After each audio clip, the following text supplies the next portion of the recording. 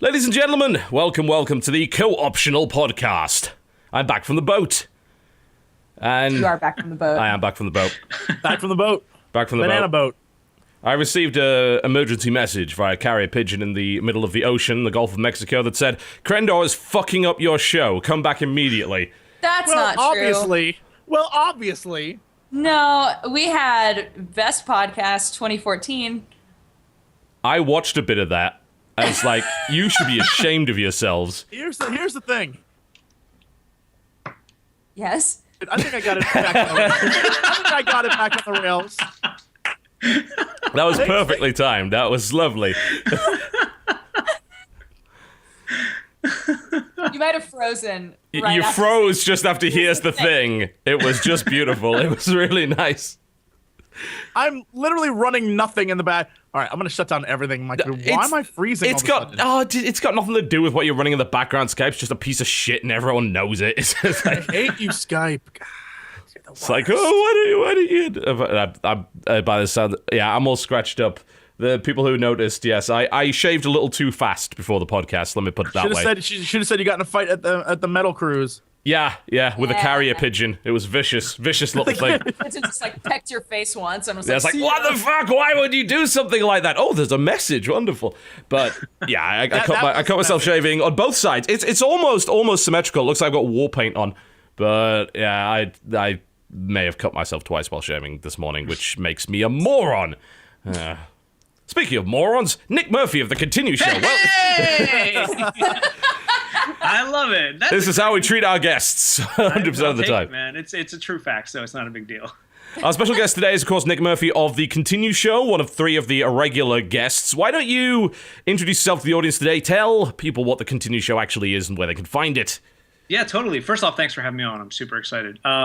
Our show is called Continue. Basically what it is we play, it's a first impression kind of let's play hybrid review kind of thing.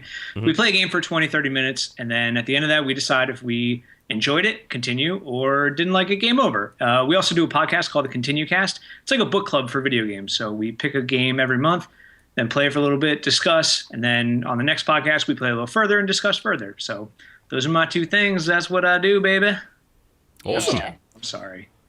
There you go. Beautiful. Don't apologize.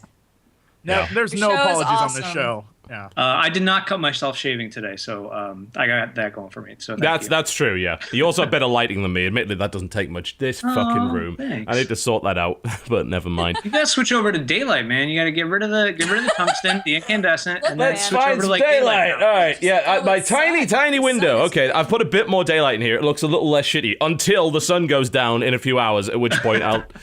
Yeah. It'll just be lovely. Man, I just came on and I was just like, hey, here's how you can fix your lighting, man. I know you've been doing this thing for a while, but Oh, no. I know how bad the lighting is. At my old place, I used to have like a 3-point light setup, and it looked okay. This place, well, it's got angular ceilings and a kind of desk that's built into the wall, which makes the lighting system impossible. So I've got to buy a bunch of micro LED spots and put them around the place.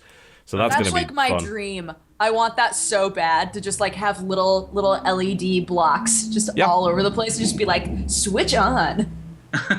Yeah, I'll have to rig it in some way so I could say switch on in a sassy fashion and have that. Or we could just go Demolition Man style. No, you say illuminate. Illuminate. That's Deluminate. And that's the first Demolition Man reference of the show. Only 8 minutes in. That's got to be a record. Well done. Pretty good. Install a skylight. Yeah, cut a fucking hole in the roof. That sounds really smart, guys. Thanks, chat. It's a good job I have you to help me. Don't worry. Welcome to the Co-Optional Jesse and I'll Podcast. do it for you. Yeah. Guys. If it's anything like how you handled last week's podcast, I would expect that not to go so well. There'll be like just a literal train is stuck into my roof, right? It's on fire. There's people screaming and dying everywhere. It's like, well, that's Jesse and Dodge's attempted installing a skylight. Well done. For those cold Carolina winters, it's a heat source.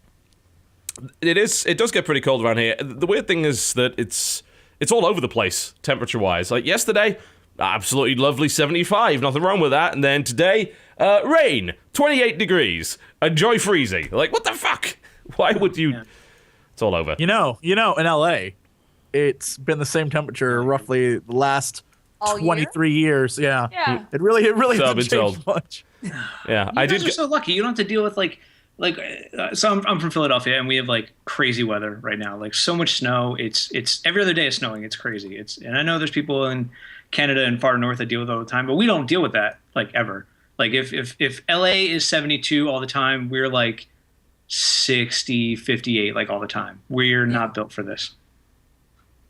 Yeah, I feel like that's what Oregon was like. I grew up in Oregon, and it was that way too. It was just like always about the 60s, pretty much all year, raining, no snow. Yeah.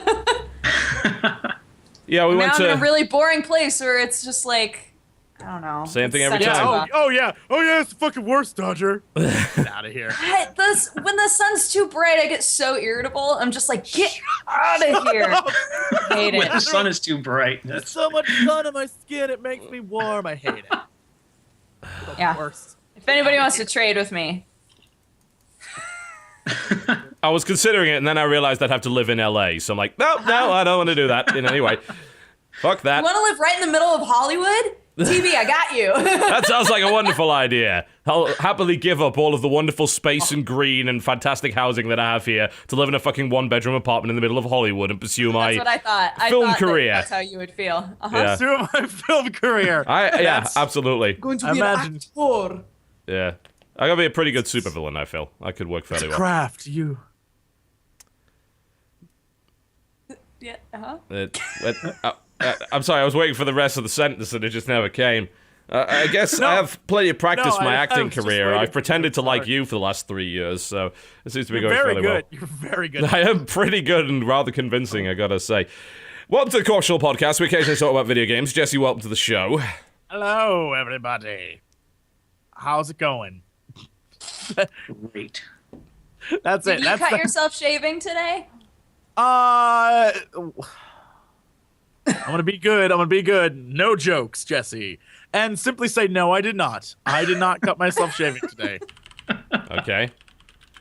And I mean, do you want us to talk about games now? Is that what we're doing, or are we just introducing ourselves? Because look, I don't know what happens anymore. Last Do you have week, anecdotes? Jokes. Where are your jokes, Jesse? God, you're off your game so bad today. Look, I'm worn out. I went to an event last night that I can't really talk about, and I'm totally just done. I'm just done. It was too much. All these damn kids, they're all like 22, and they're so excited about video games. And I'm like, was it in San Diego by any chance? No, that was Friday. Friday, okay. San Diego, we can talk about. I went to the EverQuest Landmark event. Yeah. And that was a lot of fun. Silly. Played the game, went around the office, harassed Margaret, and did that whole business. usual. And it was a blast. And I jumped on the live stream, and they asked me to tell them about what I liked about EverQuest. And I told them the greatest story ever that I will always tell about my friend Michael Christ. Michael Christ, I know you're out there somewhere. In high school, when we were seniors in high school, he threw a party because his parents were out of town. And it was, invite everyone. We're all seniors and we're going to get just wasted at his house. And don't do that, kids. Don't do that. And so he throws his party and he vanishes. And so everyone else is like, yeah, he's off with some girl. This is awesome. And I'm like, nope, I don't believe it for a minute. And so I went to go look for him. I was like, where the hell did you go? I walk into his bedroom. I'm like, what are you doing? And he's sitting there playing EverQuest. I'm like, you threw this party and you're up. He's like, priorities, dude. I'm like, you. I can respect that guy. So that was the first time I ever saw EverQuest. I was like, oh my god. And ever since then, I've been an MMO nerd. So thanks, Mike. But that was fun. That was a cool event. It's sort of like the year of EverQuest is I think what they're trying to do because it's the 15th anniversary. I think. Something along those lines. Something anniversary. 40th anniversary. Longer than that. EverQuest has been around for like 100 years. It was old when this world was young. It's been around forever. And so that was a lot of fun. Got to meet a lot of people out there who were just going crazy. I had a girl, basically every cosplayer feed me grapes, and then we shot a video of it. So look for that. Right? Yes. Jesse's misogyny series. I went up to them and I was like, they're like, do you want to interview me? I was like, can you feed me grapes while I wear this king crown? And so I just laid on the couch and there's just people feeding me grapes. And then I went on a tour, and one of the bits throughout the entire tour, someone would just feed. I was like, oh, what's in here? And then a grape would just appear in front of my face and I eat it. I was like, now this is a video. And then it was a blast. It was nice to see. I saw their very first server they ever used. It wasn't for EverQuest, it was for another game, but it's like the first Sony online entertainment server. And it was from 1986, 89. Whoa. Cost $225,000 and had a whopping 512 megabytes of RAM. Oh my god! What a machine! Mind blowing. It was like That's this, amazing. it was like a size of a hallway. It was huge, and I was like, this says a lot about that's a ridiculous. That's less than 30 years time, and it was like 512, man, $225,000. I was like, now that is worth the price of like the gold or brass or whatever metals in there. Other than that, it's useless. Like, that's garbage. Yeah, pretty much. I thought I owned an old server when I bought the server that I used to play WoW on. I bought the Mazrigo server, and that's sitting. They did that charity auction for Blizzard a while ago, so that's sitting in my house in the UK. And that was a fairly ancient-looking thing. It was obviously a rack mount, but Jesus, something that size. It's insane. One of my, at the last BlizzCon, one of my friends, he had his server blade that he bought from the server he played on, and he spent all BlizzCon hunting and tracking down every single developer. And it was funny because at one point, the Hilton bar that's, after the con, he's standing at the doorway. He's like, I saw them all come in. They have to leave at some point. And he's just waiting. I was like, this is like stalkery. And the next day I saw him, he's like, I got them all, dude. I got them all. And I was like, that is a dedication I could not have. I'd be like, I can't do this. People are having fun. I'm not going to just stand here with a giant server and wait. So Yeah. last night was an event, a special event that we can't talk about till March. So that's a thing, but it was nonsense. Just young, hip, cool kids, and then a few of us old folks who were like, is it 9:30 yet? What are we doing up? And it was, man. oh my god. I don't even bother showing up to those events anymore. It's like, you can't talk about it till March. Then I can't be fucked. I will talk about it in March when everyone else who wasted their time spending several days going to this stupid thing that you can't make content of for over a month, when they talk about it, I'll then recycle their content and get more views that way. TV, getting it Pretty done. much. Stealing it. It's a waste of time. It really is. Like, I've said it many times before. Like, turning up to... I'm not going to criticize people who turn up to those events, particularly because maybe they just don't know any better.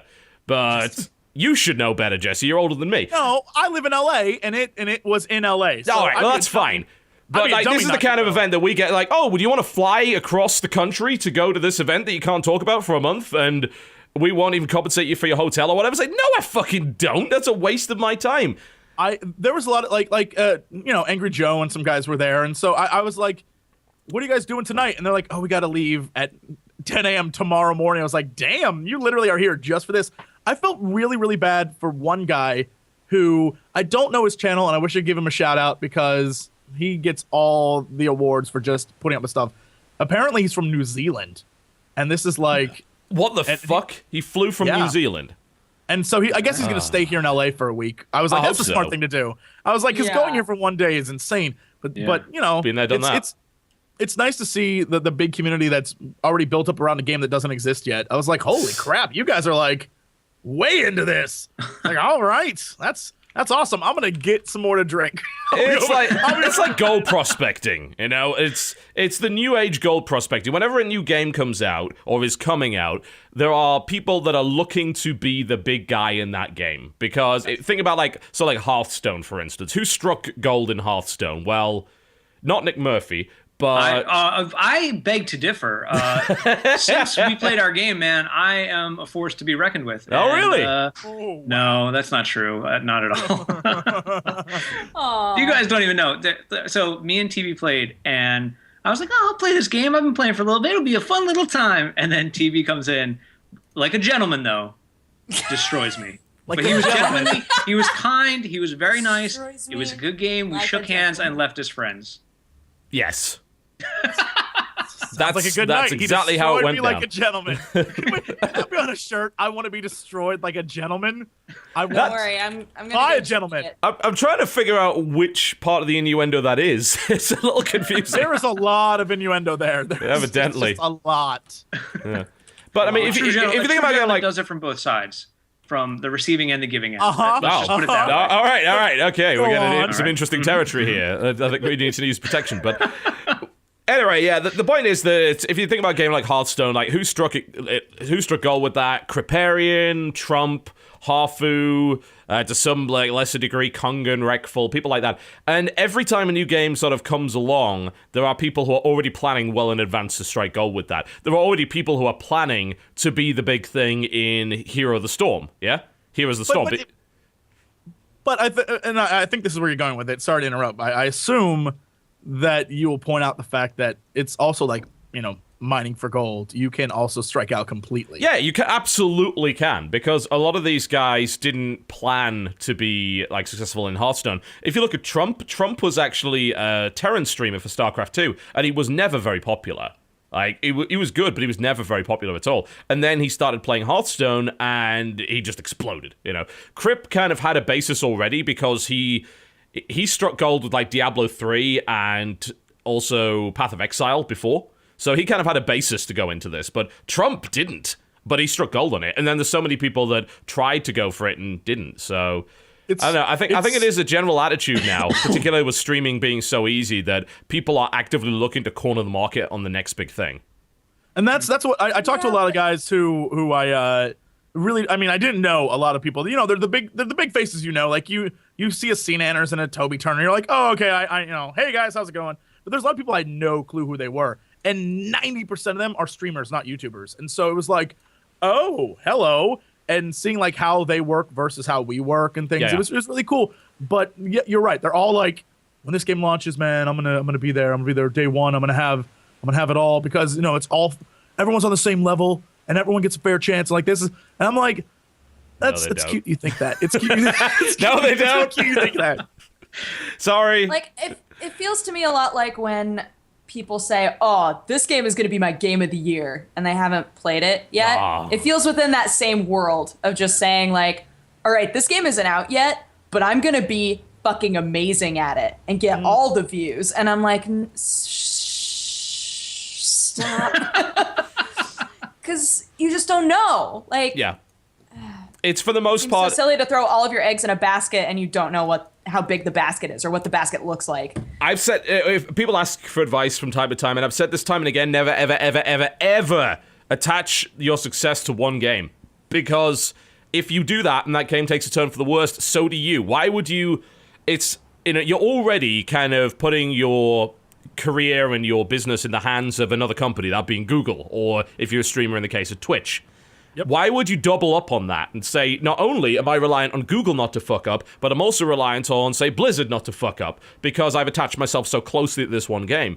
And that's what I very quickly realized, and Jesse, you realized the same thing, as we were coming out towards the end of Cataclysm Beta. We were like, this gravy train is about to go off the fucking rails. We need to transition quickly, and we need to do it well. And there's plenty of people that tried that transition or just didn't, and who fell flat. Big WoW streamers, big WoW YouTubers that are just nobody anymore. And you see that with a lot of, like now, because I said this way back when, is the Minecraft gravy train, so to speak. Eventually that's going to run out. You can see big Minecraft people. It's already running branching off into other. Yeah, you can see them branching off into other things. I'll be honest. After playing EQ Next Landmark, I think that's gonna just destroy Minecraft. I want to play it so bad. I've really, got the really alpha. Good. I'm pretty sure I have a spare alpha somewhere, Dodger. I can get it up for you, but it's potentially gonna it's gonna be on. Look, that's gonna be the next big YouTube thing. Like if you're a guy who's like, I need to make some big money on the YouTubes, that's pretty much how you're gonna do it. I'm convinced of it because it feels like Minecraft. It looks better. And you can do more with, like, they give you voxel tools without having to have, like, a mod to voxel things. And yes. I'm telling you, like, the kids, they'll love it. Me, I'll be like, I need someone to build for me. I can't do this. Yeah, hey, can you guys build me some cool stuff? I'm going to kill monsters. I should point out, by the way, the alpha right now is very bare bones. So if you like hitting things with a pick, like, fuck, we've got the alpha for you. But it's like it's like the Minecraft alpha. It's really, really, really, really basic. It's like the creative mode in Minecraft, because there's no monsters yet. They don't even have water yet. That's not a thing. The place where the lakes are supposed to be is empty. Because I imagine, since this is not this is not a block game. This is a full voxel game. You got to simulate the water in a really big way. So that's going to be a big deal. It's going to take a lot of effort. You should be able to redirect the water, actually be able to fucking dig out your own channels and shit like that. But it's an interesting proof of concept because you go into what is quite a gorgeous looking world, honestly, and a really nice engine, and then you just start wrecking it with a pickaxe. Destroying it. Yeah. And the way that it does it's not simple at all. The way that you knock out a block in Minecraft is very simple. Yeah, the block has two, it's basically got two states, right? Block and no block. Yeah, and that's how the whole world is built. Here, the world is built in a logical way. So when you dig a hole, it digs a hole that looks different to every other hole, and you're kind of digging down like that. And it's fully 3D and properly realized in that respect. And that's very interesting, and it's actually, the way that they've done the mining is quite satisfying. Minerals kind of pop out in little bits, and you kind of collect them, and you get rare minerals, and there's a little puff of smoke every time a rare mineral comes out, and stuff like that. And trees literally explode when you've mined them out fully, which is pretty hilarious. But what impressed me greatly about it is that I went to someone's really basic shelter. Yeah, really basic shelter. And he was talking to me about it and said, yeah, this took ages. It takes a lot of resources to build something like this. But even though it was completely basic, it looked fucking gorgeous. I'm like, wow, right. With a bit of craftsmanship, how cool could this look? Because you got high texture quality, you've got a lot of tools which let you really shape it. If I went into my creativity panel or whatever, and I looked at what I could do with wood, and there were like 16 different wood grains in there. That you could all make with the same kind of wood. So it's like, and then there's a smoothing tool and a roughening tool, and you can round things. Like, whoa, there's a lot of potential here. You can make a really boss-ass basement, with all the wood textures. It'd be awesome, Absolutely. It'd be super good. One of the things I think is really cool, and this is, I was trying to find you guys a picture of it. It pissed me off that I can't. It's one of the EQ Next developers. In a day, he's like, I'm gonna start the same day you guys start, and I'm gonna build something with the exact same things that you would start with if you started. By the end of the day, he had claimed a mountain, built a castle on top of the mountain, and then took like screenshots of it. And he's like, it's not done, but you can see like the ramparts and the walls go up. It looks gorgeous, like in every direction, because you can smooth it, you can have curves, you can make it like flow with the way the mountain moves. And so it looks like it's an extension of what I was like, this is great. And because the way the claiming works, you have only a certain area that you can claim. So you can claim below the land, you can claim above you don't get like from like all the way down to the bottom of like infinity all the way up to the sky. You only get a certain spot. So if you get other flags to claim, you can claim underneath or around or connect to what you have already, but you need to pick where you're going. So you can either claim like just the soil and then the sky and build like a giant tower, or you can build like a cavern, or you can do all sorts of things. And this guy built up into the sky and then into the mountain. So who knows what's going on in the mountain that he made? Like, it's really cool. And I was like, this guy's got it figured out. Awesome. And so the potential for great things to be built is just there's exponential. There's so much there. And the water, I guess, one of the guys that I was talking to at the event was like, dude, I want to build a pirate ship. I'm going to claim water and build a pirate ship and put it on the water. I was like, you can do that if you want. I didn't even think about that. That's awesome. I guess there are other worlds that are going to exist too. So right now I think there's it's like tropical / desert. There's a few biomes, yeah. They're saying they're putting a lot more into this thing eventually. There's going to be a sci-fi one. There's going to be all sorts of different things. So like you can build spaceships if you want. I was like, oh, fancy. Oh, that's awesome. Yeah. And the weird thing about it is that they're making it its own game, but it creates content that can then be sold via the Player Studio in EverQuest Next, the actual MMO. So this is something that I actually understand getting on the ground floor of. Most of the time, like, why the fuck would you buy in early? You're an idiot if you do that, because you're just buying a absolutely pointless alpha instead of waiting to see if it's going to be any good. In this case, though, if you're very creative, I can kind of see why you would, because getting to grips with the tools and understanding how it works could be very important, because you could be one of those guys, like the original folks that were making TF2 models that have made 6 figures from Valve. You could be that person. I was just about to mention the TF2 guys that are just like, make a year's worth of money just making TF2 stuff. And it's just like, when I was on the tour, we met with the guy who's in charge of all the props and things you can buy and sell in the store. And one of the people in my tour group was literally like, she had an iPad full of questions. And one of the questions, it was great. She did all the work for me. One of the questions she had was, everyone keeps talking about the store. What is the most money someone has made on the store in one pay period? And I guess the pay period's 3 months. And so he literally is like, oh, well, we have the checks right here. They're about to go out. And he's like, hold on. And he goes over and looks at them. He goes, $9,360. So that's in 3 months. That's not bad. That's not bad. That ain't bad. So- Yeah. Not bad for making something. And the cool thing about, this is what they told me, because I actually saw EverQuest Next like 2 years ago, quite literally. This was pre-alpha, pre-production kind of stuff. And they were saying, right, the way that we're going to do it is we're going to have the studio set up so that you could make an entire castle, or you could just make a tiny part of a castle, and someone can use the part of the castle that you made in their castle, and they can like kind of sell it as a package further up, but you get royalties based on how much of that design is actually yours. So it seems like there would be almost a business of selling small, really cool little things that are popular and incorporated in other larger designs. And it's really strange to think about it as a business, but some of these creative games are getting that way, and you can do this kind of stuff with Team Fortress 2, you can do it with Dota 2, but in this case, what they're making is a cooperative building game where the stuff that you build afterwards can actually then be sold, which is a shitload easier. And to me, that opens up the possibility of a lot of people who are very creative but completely untalented, when it comes to artistic stuff, actually putting together some interesting things. So who knows, I mean, again, right now, it's kind of pointless to play the alpha because there's not really a lot going for it unless you really want to mine a lot of stuff. But yeah, I mean, the tech that's on display is very impressive. More impressive than anything else that's tried to ape Minecraft up to this point, I've got to say. Yeah, the potential to be the next big YouTube thing is there. Like you can see totally. it's written all over it. Like, Yeah. So jump on that if you're gonna jump on something. Yeah. Excuse me, guys. I have to go. Something came up. I have to go take care of this thing right now. Bye-bye. Bye-bye. I like how I left, like, off screen, there's a magic computer thing that's going to make me... I don't know why I did that, but I thought it was funny. I thought It's it was like, funny. that's where my EverQuest computer is. I have a specific computer set up right just for this. here.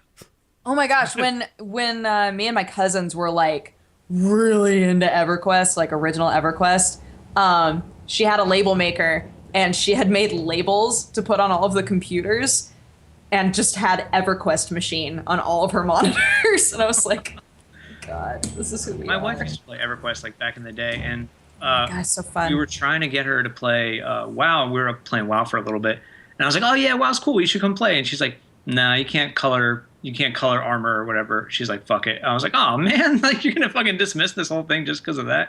But she was like super into EverQuest, like super, like therapy. No, I'm just kidding. Yeah. We had like binders of all of the maps. We had just like way Isn't too that messed much. up? That's what you needed. Like EverQuest was that was a game you had to be into. Like Yeah. I couldn't even. A lot of handle that. You had dedication to be required. like- I mean, we're talking like 100-person raids that would go on for like fucking an entire day. That's Yeah. the kind of thing you're talking about there. 14 hours. 14 hours was one of the boss fights. 14 hours. That's insane. Yes. But that's what you needed. Like if you wanted that staff, you're gonna play.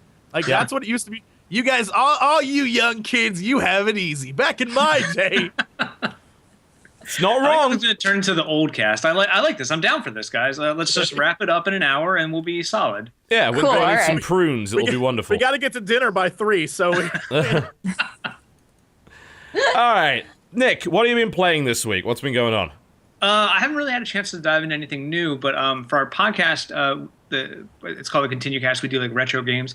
We've kind of taken a weird, different turn where we're kind of playing retro-inspired games. So, Okay. We played like Fez for a little bit. Now, the past 2 games we've been playing is Papers, Please, which I'm really into right now. It's it's like affecting me in a weird way. Like video games don't really have that effect on me. Like I'm not the kind of person who's gonna like cry or get upset. Like for me, the game is like the escape, and it's just like a competition, and that's it. But Papers, Please, man, it fucked me up, man. Like I was just like, oh my god, my son is dying. I need to do better at detaining people, and that moral decision alone is like, I don't know what to do. So I'm having a real good time playing that game right now. And then, go ahead, sorry. It's very interesting how that game can present you with very ambiguous moral choices, and more often than not, the choices don't necessarily have in-game effects, but you still feel fucking bad anyway. Yeah. I like one of the guys who's on the podcast with us. He's like, well, I'm just messing with everybody. I was like, yeah, but that's like such a dick move, man. Like I know games are fake and it's a virtual thing, but like I don't want to be a dick nobody, man. I just want to be a nice guy, you know? I know. That was me playing Papers, Please, and it definitely gets to a point where you're like, oh, I don't want to detain you, but I need money. I don't know what to do.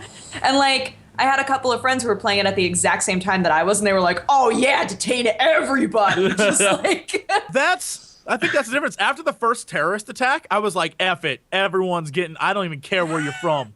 I'm throwing you in jail. And like, that you can tell a lot about people. Is the fucking message right there. And that's why it's such an effective game for getting across an interesting political point. And it's one of the best examples of a game to actually do it, because they're not ham-fisted with it, and they show how genuinely grey that particular area is, because you see it from the perspective of kind of someone that most people dislike, you know, like a TSA agent or anything like that. You know, we all kind of dislike the TSA. Although I'll tell you this, having gone through the security for a fucking boat, oh, you will love the TSA after doing that. Like 7 fucking checkpoints to get on that thing. Holy shit. God. Anyway, you know, it was metal though. They only had so many metal detectors. All the studs and like how hard are you? Basically, really? we went within 50 yards of the metal detector and everything was overloaded. It's like, yes, we detect metal. It was that fucking good. But yeah, I mean, as a game, actually communicating that point through gameplay, really effective. Super effective. Like, way more effective than anything like, say, Dear Esther or Gone Home has ever been. Because it does it through the gameplay. And it's one of those rare games that manages to do that. You know, Brothers is the same, and there's a couple of other titles that manage to pull that off. So yeah, Papers, Please is just brilliant. Yeah, man, I'm having a really good time playing it. A really good time and a really bad time at the same time. It's just you like playing it with. There's 4 of us on the podcast, so playing it with them, you know, these are guys I've known for years and years. But I'm getting a really good sense of who these people really are, and I'm starting to question our friendship because of it. I'm starting to reevaluate. Like, all right, man, I kind of thought you were, you know, chaotic good, but now I'm starting to see you are chaotic evil, real bad, man. But that's fun. And then, so this week we're playing The Binding of Isaac, which is a game I missed out on, but I'm having a really great time playing. It's so much fun. Okay. It's really well done. Like it opens up and you get the story, and I'm like, oh, cool, this sounds really interesting. And then the story kind of goes away, and it's just gameplay. But then the story elements are in there, and you kind of have to look kind of below the surface, which is I'm finding really interesting in this game. I'm having a blast playing these 2 games back to back. Oh, man. I love the way that if you search for The Binding of Isaac on YouTube, the first thing it shows is not a video, but Northern Lion's channel. It's just like, yeah, that sounds about right. He just released episode 705 of his Binding Isaac. Hasn't he been playing that game for like years? Ever? Literally years. Yeah. He has done everything there is to do in that game. He does not stop. He is still playing Binding of Isaac. It's so fun. It's one of those games where just like if I have nothing to do, I'll just play it because it's so mindless now at this point. Yeah, I was watching the Super Bowl for, you know, commercials, you know, and I was just like, the game was like Americans. I was like, let me just play Binding of Isaac. I mean, Nick, I don't watch football. It's okay if you like sports, Nick. We won't judge you. It's okay. I really don't.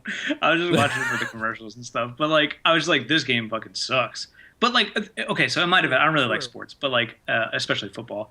But so it snowed in Philadelphia like a month ago.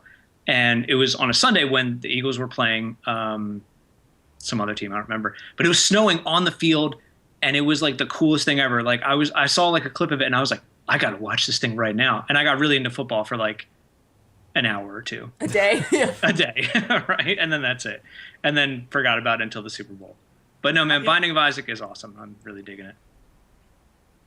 It's like with EVE Online. Nobody cares about EVE until cool things happen in EVE. That's and then very everybody true. Cares. Recently, everything exploded. EVE Online is like, it's like racing. It's like NASCAR. EVE Online is the NASCAR of the MMO world. In the sense that nobody watches it until the crash. Over and over again, and then eventually things explode. Yeah, dude, that's true. Does sound about right. Yeah, recently, for those of you who don't know, there was a massive fight, the biggest fight in history in the 11 years that game has been up, all over an unpaid bill, essentially. Yeah, that was a thing. Yeah, I love reading about EVE, and I have no interest at all in going back and playing it. Yeah. I still have my heavy assault cruiser somewhere in a station in the middle of nullsec, and I have no intention of ever taking it out again. It's interesting to see, like, for all that EVE is in its spreadsheet glory, it's interesting to see the political, like the way politics works in that game, because you see people who a year ago were like battling with each other now are allies against another group, and it's really interesting to see how things change in that game. And it's like I could not, the time and energy spent, if my ship got destroyed, I'd be like, I'm done. I'm done with this. I can't do this anymore. Like, I lost a ship actually in Eve, and it was I'd equipped that thing up. I bought gold in that game in a big way, not illegally. I used the legitimate way. I bought like the whatever they're called, the player passes or whatever, and then sold them in game, which you're allowed to do. And I bought this battle cruiser, and I'd equipped it with some really nice shit, and I got killed in a gate camp with that. And it's like, well, let me think, how much did that cost me? Yeah, I think I just lost $20. Like, oh, okay, that's there's a certain level of tension that is brought into the game when you start to actually attach money to the actual ships. Just the time. I think they said by the end of the battle, it was like something like $60,000. Something crazy was more lost. than that, apparently. Some insane amount of money was just gone. I was like, that is insane. No, it's between 300 and 500,000. What? Yeah. Because because many Titans were blown up. And yeah, like one alliance like, lost like 56 Titans. Like, I remember back when I was playing, the idea of there being a Titan in any sector was rare enough.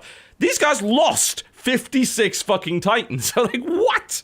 Yeah, and Titans are worth between $3,000 and $5,000, like real money. In theory, yeah.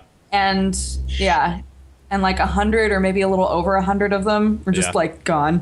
For those of you wondering how, by the way, we're saying it's worth this amount of money, it basically comes down to the fact that there is a way to actually kind of buy gold in game, which is to buy, I can't remember the name of it, but it's like it's a Plex, that's it, Plex, Pilot's License Extension, which means that what you can do is you can pay for your subscription in-game with in-game ISK, right, in-game money. But the way that these Plexes are created is that someone buys a Plex in real life, like they buy a game card and they convert it into a Plex. And they then sell it for in-game money. So you can basically buy gold. So using that exchange rate, that's how people figure out that a Titan is worth as much as it is. Yeah. Can't you also build a ship and then sell it in-game, like legally, too? For money or not for real money? No. Or no. You can't do it because you kind of can't transfer it back legally, because if they did that, they'd become a bank, and then they'd be regulated like a bank. So that's why they can't do anything like that. That's true. And one of the best things about Eve is that they just let people do whatever. They're just like, oh, you guys want to kill each other? Go for it. We'll maintain the game, but you guys just blow stuff up. We don't care. Yeah, they're actually really laissez-faire with how they let their game evolve based on what the players do, which I actually have a great deal of respect for. I fucking hate playing the game. It's boring as shit. But I love hearing about it, and I really respect what they did with that game and how they actually developed it. I mean, for God's sake, it's been around for 11 years. If you think about the way that WoW went, and it's like, WoW is like more and more kind of restricted and less player choice. And Eve went the entire other direction. And it's like, you know what? We trust you to figure shit out on your own. Go. And people did. And it was compelling enough to stick around. Mm-hmm. Yeah. And then lose $300,000. Around long enough to lose all my money. Oh my god! I heard stories, man, especially in Russia with the Russian alliances, where someone figured out where a Titan pilot lived and literally went to his street and cut the power lines while it was online so they could gank the Titan. Like, that's how extreme some of this shit gets. Oh my god! Yeah, that's intense. That's too far. Yeah, holy shit. It's pretty metal. That's pretty metal. That is fucking metal. I'll give him that. Holy fuck. Jesus. Oh my goodness. Can I talk about the metal cruise? I guess I'm gonna have to eventually. Talk about the metal cruise. Yeah, that was interesting. Yeah, dude, I want to hear about this. How metal was it? It was pretty fucking metal. In fact, most of the things involved with it were metal in some way, including the boat. So. Was the buffet metal? The buffet was extremely metal. The boat looked like a large hunk of metal, as it turns out. And it had a giant stage on the top of it that said 70,000 tons of metal. The best thing is, on the first night, I'm almost convinced that they deliberately chased down this other cruise ship that was full of old people and got quite close. And then fucking Fintroll was the first band on the main stage on the top of the boat. And it was, like, consider, we're in the middle of a very, very quiet ocean. Like, it's almost silent. There's no noise except for our fucking boat. So we're traveling through the ocean, and for miles around, it's just is that metal. another cruise ship? Yeah, pretty much. I'm convinced they did it because, like, I saw the ship turning and I was like, and I saw the cruise ship that was kind of ahead of us disappear. I'm like, they're right behind it. They're deliberately going closer to the ship. And I can only imagine it's full of families and old people trying to have a relaxing time. And then fucking Finnish folk metal just breaks in for miles around. It was a Disney Cruise Line. There were a bunch of young kids. Yeah, probably. Mommy, what's happening? Close your ears, dear. A similar thing happened, I believe, with Carcass. So I watched Carcass set and we were quite close to another cruise ship. It was like, here's some Carcass, have some death metal. That was entertaining. But for those who are into metal, how many days was it? It was 5 days ish. Like if you count the day where we landed, we came back at 7 a.m., which was a dick move, by the way. Try getting metalheads up at 7 a.m. See how well that goes for you.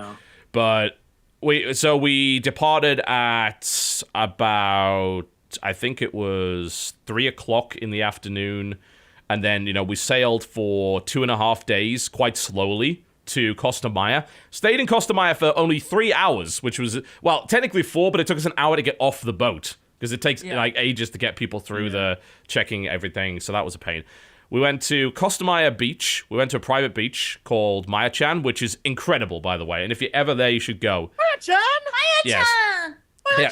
It's called Maya-chan Beach, and it's a little private beach. It's run by a few people. The whole thing's solar powered, the whole lot. So even though water reclamation is all done by rainwater and everything like that, you go there, they give you drinks, infinite drinks, and they're amazing drinks, by the way. Just incredible drinks. You eat like fresh fajitas and tacos and things like that. You get a massage, and you sit on this private beach in your own little private cabana for about 3 hours, and the whole thing like is about $50 each to do it. That is super metal. Wow. Yes, it was a nice little break. Fajitas and massages! But the best thing about that is like all the people there on that day were metalheads, so it was a little bit unexpected for them. But they changed the music, which was usually like the Caribbean music they put on. They just changed it to Iron Maiden and just played that over the beach. There you go. I could not recommend that place more. I wanted to stay for way longer than that. It was actually like the top rated attraction on TripAdvisor, so we thought, you know what, we'll go there. And it was absolutely right to go there. And the people there are really nice. The only thing I would say about it is if you're not a fan of bumpy roads, well, a federal highway in that end of Mexico. Yeah, so a federal highway is what that was in Mexico, is actually a sand road filled with potholes. They drove us there in a Chevy Tahoe, and that's the only acceptable place to own a Chevy Tahoe, because you need that 4x4 to get there. And we took a cab on the way back that got stuck in a hole on the way back, and we had to push it out of the fucking hole. Oh, God. That is pretty metal. That was pretty metal. Yeah. But for those into metal, I think the highlight of the whole trip, aside from the obvious fact that we were able to go to the onboard Johnny Rockets while they were playing death metal instead of the usual 50s stuff, because they changed all the music on the ship. So they're playing fucking Cannibal Corpse, and we're eating burgers, and there's a giant foghorn in the background, because it's foggy things. Like, well, this is a unique experience that I will never have again, so I should treasure this moment. I was sitting next to 4 Swedes, 2 of them were wearing spandex. It was perfect. It was a terrible thing. And we were drinking light up pina coladas that the guy was just refilling with rum over and over again. I was like, well, that's a unique experience. Mm-hmm. That is pretty unique. Dude, that's sweet. So how did they handle like the lineup? Was it just like these fucking bands just playing like nonstop for like 24 hours? Like, everyone, not 24 hours, but they had 41 bands on the boat. So they had 3 venues. They had like a lounge venue, an indoor concert venue, and the outdoor venue, which was fine until the outdoor concert venue flooded on the last day because we went through a storm. So they had to move everything indoors, which made things really awkward. But that's how they handled that. Each band plays 2 sets, and they can play whatever the fuck they want. So the highlight of it for me was seeing Fear Factory, which is a band that probably the most mainstream band that was on the boat, but they play really well. They played the entirety of their old album, Demanufacture, from start to finish, in chronological order. That's playing songs they've never played live ever before. And they're just like, we're just going to play Demanufacture. And they just did it. And it's like, this is awesome. The best. Dude, that's cool. Yeah. It was a good experience. It was a costly experience, but everyone on the boat was really nice. I actually heard from the staff on the boat that they like the metal cruises the most because they're the most polite and nice people that ever go on that boat. Really? That's so awesome. Because the families and the fucking old people are a bunch of bitches, basically. They complain about everything, whereas we don't care. Metalheads are generally used to sleeping in shitty cold tents and eating festival food. So when we get given a steak, even though it might not be the most mind-blowing steak ever, to us it's the best food ever. And we're super polite about everything, and we don't cause any trouble. And apparently, according to their stats, 4 times as much alcohol as a regular cruise is consumed on the metal boat. That and also I can believe does not it. surprise me. I can believe it. Great. Sounds fantastic. It was pretty great. So that was the metal cruise. It was kind of great. Metal! It was pretty cool. I also played video games. Well, While what on the Metal games, Cruise. TB? I actually played quite a few. I beat Metal Gear Rising straight up on the boat because I had a little bit of downtime. So hey, I'll bring my new laptop. I'll play Metal Gear Rising on it. It worked fine. Beat the whole game. Now that is a metal game. That is a metal game, guys. That is metal as fuck. Jesse, how far are you in it? Have you beaten the thing yet? Or? I am, from what's recorded to what's... I'm on whatever mission 5 is. So I guess the last one. But it's only recorded up... I just finished 3. Mission 5? 5 is not the last... The case file, that's not the last case file. Okay, maybe I'm not. You're pretty close. I am starting 4 on the channel. I am on 5 in real What's life. the last boss you beat? Oh god, what the Big Baldo? I can't remember his name right now. Sundowner? Yes, thank you. You beat With the Sundowner, helicopters okay. and yeah. Yeah. So, if you think Sundowner's difficult, you ain't fucking seen nothing yet. No, Sundowner, like, I thought Monsoon, which I just uploaded 2 days Monsoon ago, is a fucking that guy was dick. an asshole. God. When you attack him, he just like, I'm different parts of my body now. Yuck, yuck, yuck. It's like, F you, dick. I hate You're that. an asshole. Yeah, that was... But then people were like, why don't you just throw an EM grenade? That's why they're dropping. I didn't even consider that. Yeah. I was like, oh, I could have done that. But instead I just sat there blocking all of his attacks, waiting. And the fight took like 20 minutes longer than it should have. Because I'm just like trying to deflect every attack. And I was like, for those of you who have never experienced this, we've talked about it for the last 12 million podcasts. Get on our level, play Metal Gear Rising. It is that good. so good. Yeah. It is ridiculously silly. I am playing as the main character in a poncho and Yes. sombrero now. I wore the poncho and the sombrero as well. The mariachi Can't outfit not is the do best. that. You look great. And then That is true. I bought the sai that the neon Yes. sais that Monsoon had, because why the hell not? Why wouldn't I have neon sais to murder people? That's the kind of it's great. It's a fantastic game. Yeah, it's phenomenal. I beat it. The second off last boss was the worst for me. It was Sam?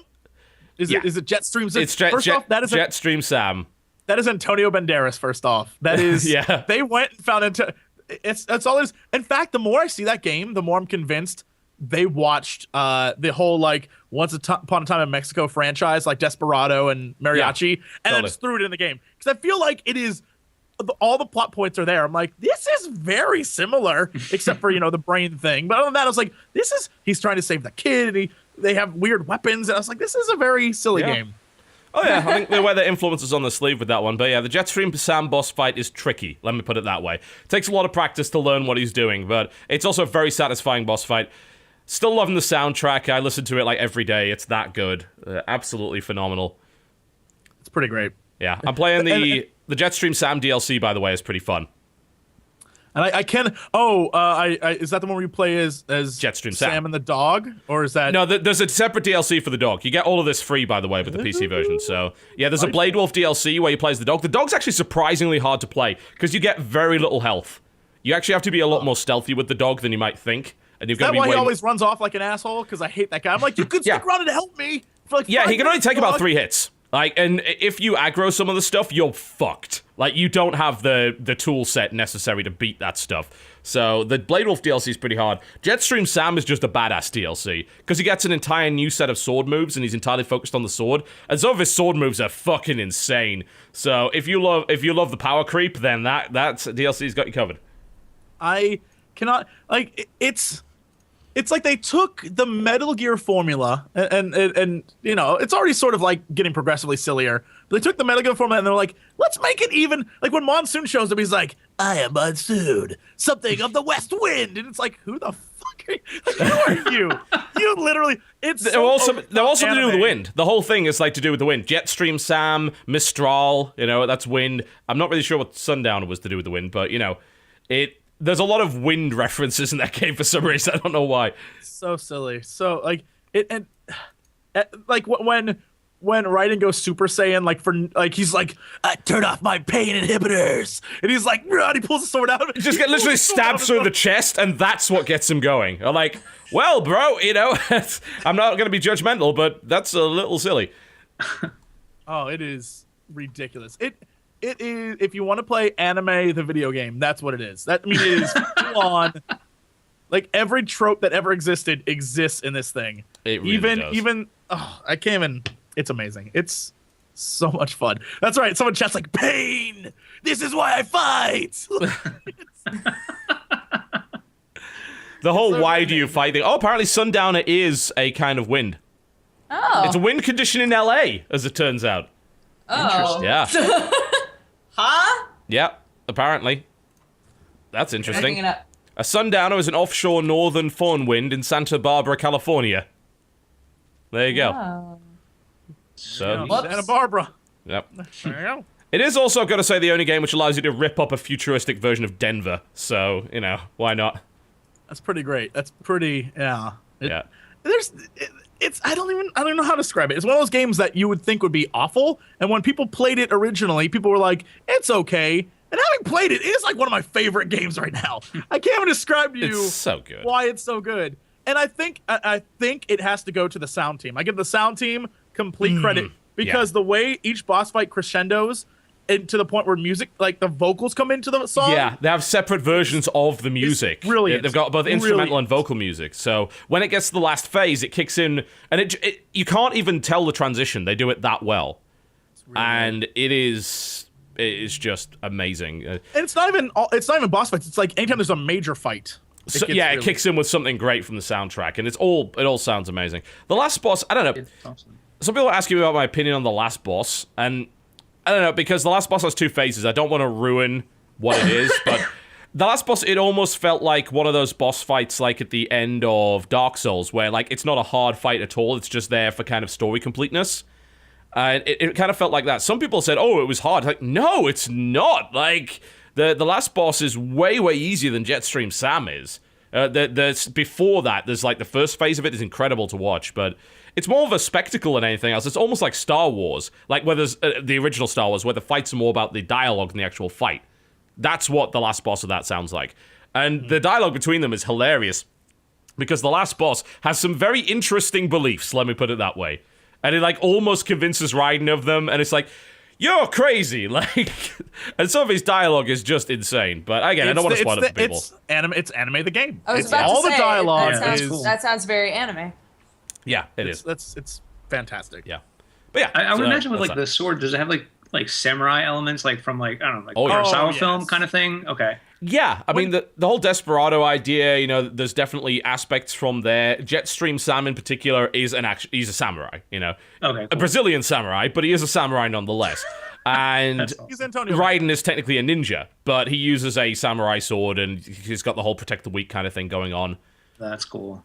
And the sword is very much focused. Like, swords in general are very focused in that game. There's an actual blade mode, which allows you to slow down time and actually cut the enemy up. Yeah. And the cuts are actually there, and it even counts how many parts you cut them into, which is ridiculously satisfying. That's awesome. It's a brilliant game. What is not a brilliant game? Yes. No. Yes. I played Is Dungeon Keeper on iPad. Why would you do that? You know it's going to be bad just because it's Dungeon Keeper on iPad. I'm gonna cradle this while I do it, because I was about to say. this guy needs protection. Like, he has been defiled in the worst possible way. You don't understand. That game is the most abysmal fucking thing that EA has ever made in their long history of creating video games. That means a lot. That means a lot. Like, some people complained about the monetization model of Plants vs. Zombies 2, right? And I think it was a pretty legit way of doing it, because that game in general it stretched the game out. Nidhogs. All right. It stretched the game out, and unless you wanted to repeat the same levels time and time again in order to advance to the next one, you had to basically pay money to skip stuff, yeah? Which, to me at the time, that was bullshit. But in comparison to Dungeon Keeper on iPad, that is the best business model I have ever fucking heard. Because Dungeon Keeper on iPad is not a game. It is not a fucking game. It is a complete waste of your time that is in every way designed to squeeze money out of you at every possible opportunity. Holy crap. Like, it even taunts you with it early on in the game in the tutorial. It's like their version of the Horned Reaper, who is fucking bullshit Horned Reaper, by the way. He's like emo Horned Reaper. He's like, I'm listening to Linkin Park level of Horned Reaper. It's in his awkward teenage years Horned Reaper. So screw that guy. He doesn't even have the original voice actor. They're working on Wolf the Overworld, but it talks about gems, and it's like, oh yeah, some really despise this currency and things like that. It's literally rubbing it in your face that microtransactions are involved. And it lies to you as well. It's like, oh, don't worry about spending a bunch of gems in the tutorial, because we'll just give you some more after the tutorial's done. They fucking barely do. Like, if you sink a bunch of gems in the tutorial, they barely give you any back. So they're bullshitting you from there. Whenever you do a raid, it says at the end, oh, but you could have earned so much more if only you had Dungeon Keeper Premium. You could have got 40% more. Buy it now. Buy it now. Oh, Jesus. And it gets worse. I mean, that stuff's obnoxious enough, but the way that they have warped the game design of Dungeon Keeper on iPad. In Dungeon Keeper, what you did was you mined out areas of the map, and you created rooms, and you built your own custom dungeon. And you could do it very quickly, because your imps were pretty efficient. So you draw this, like, okay, it's a 5x5 room, I'm going to bandbox this, there we go. I'm going to draw my tunnel up here, and then branch it off here, and you can kind of plan it out, and you can do that all very quickly. Here, there are blocks in the game that take 24 fucking hours to mine. 24 hours. Per block. But it's okay, because you can pay $2.50 to mine the block out. No, are you I'm not joking. I'm not fucking kidding. Oh I wish I was joking. I wish I was joking. What? And you remember Dungeon Keeper was all about building a dungeon and going against like waves of heroes that would invade your dungeon and try and steal your loot, right? There's none of that. No, it's not there. Your actual dungeon, your dungeon screen, is never invaded, ever. Like, it's invaded on a separate screen. And it's done in kind of PvP, basically. And if you want to attack, like you want to raid something, it takes you off that map and goes on an entirely separate map, which consists of nothing more than placing minions down and watching them run around the map. And that's it. Geez. That's all you fucking do. There is no direct control of any of that whatsoever. God. You know what really bothers me about it? It's like, in Dungeon Keeper 1 and 2, you have a thriving dungeon. It's like its own ecosystem. You've got, the guys getting in fights, like the flies are fighting the spiders, the vampires don't like the skeletons, so they're having a fight, and they're all going and training and doing all sorts of other stuff. It feels alive. This game feels dead. Absolutely dead. The dungeon screen, nothing is fucking happening, because you have like 2 imps in total, not 30, and you have to spend gems to get more imps. And you can only mine out. To ask. Yeah. So each imp actually mines out like 1 block at a time. So you can't even make like a 3x3 room. You can't drag it out because you can only mine out like 1 or 2 things at a time. So it's fucking farcical. The dungeon just feels dead. Like it feels like a browser game, quite literally, that they just put a graphical overlay on and hope for the best. It's actually worse than the SOE Facebook game that came out a number of years ago called Dungeon Overlord, which wasn't pretending to be Dungeon Keeper, but it wore its influences on its sleeve. And you know what? For a Facebook game, it was actually pretty good. This game is worse than that. Like, way, way fucking worse than that. It is an abomination. It is pissing on the corpse of the Dungeon Keeper franchise. It is incredibly disrespectful to everybody. Yes, Dodger. Did you spend money on it? No, not at all. Is it a free game? It's a free-to-play game. And it fucking, you can tell. In quotes. Okay, yeah, cool. Free to play. Also known as free to wait around and not do a fucking thing with it. Yeah. And you know what's so disgusting? In the middle of the game, they actually say, oh, if you rate us 5 stars, we'll give you free gems. So that's how they got all their initial 5 stars. And then there was like a backlash against it, and now people are starting to rate it 1 star because they realize it's fucking bullshit, bait and switch. It's a horrible, horrible game. You can't even do anything. You can't do anything. That's the worst thing about it. You can't fucking do anything. You want to play that game for more than a minute? You can't, because there's nothing to do. Like, you go in there, you pick up your fucking resources, all of which could be bought, by the way. Each of them has a plus next to it. You could buy imps, you could buy gold, you could buy gems, you could buy ore, you could buy all of that shit. Yeah? And you go in there, and instead of mining out gold in the way that you did with Dungeon Keeper, where you mined out gold and it was a finite resource, you've just got this gold farm that basically gives you gold every hour, and then you press on it like Farmville. And Simpsons Tapped Out. You collect your resources like that. God damn it, that is insane. And that's all there is. That is all there is. It's so stupid. It's not a video game. It's not a video game. Mobile games now, and it's just so fucking irritating. It's where they're like, fucking well, cow I mean, clicker.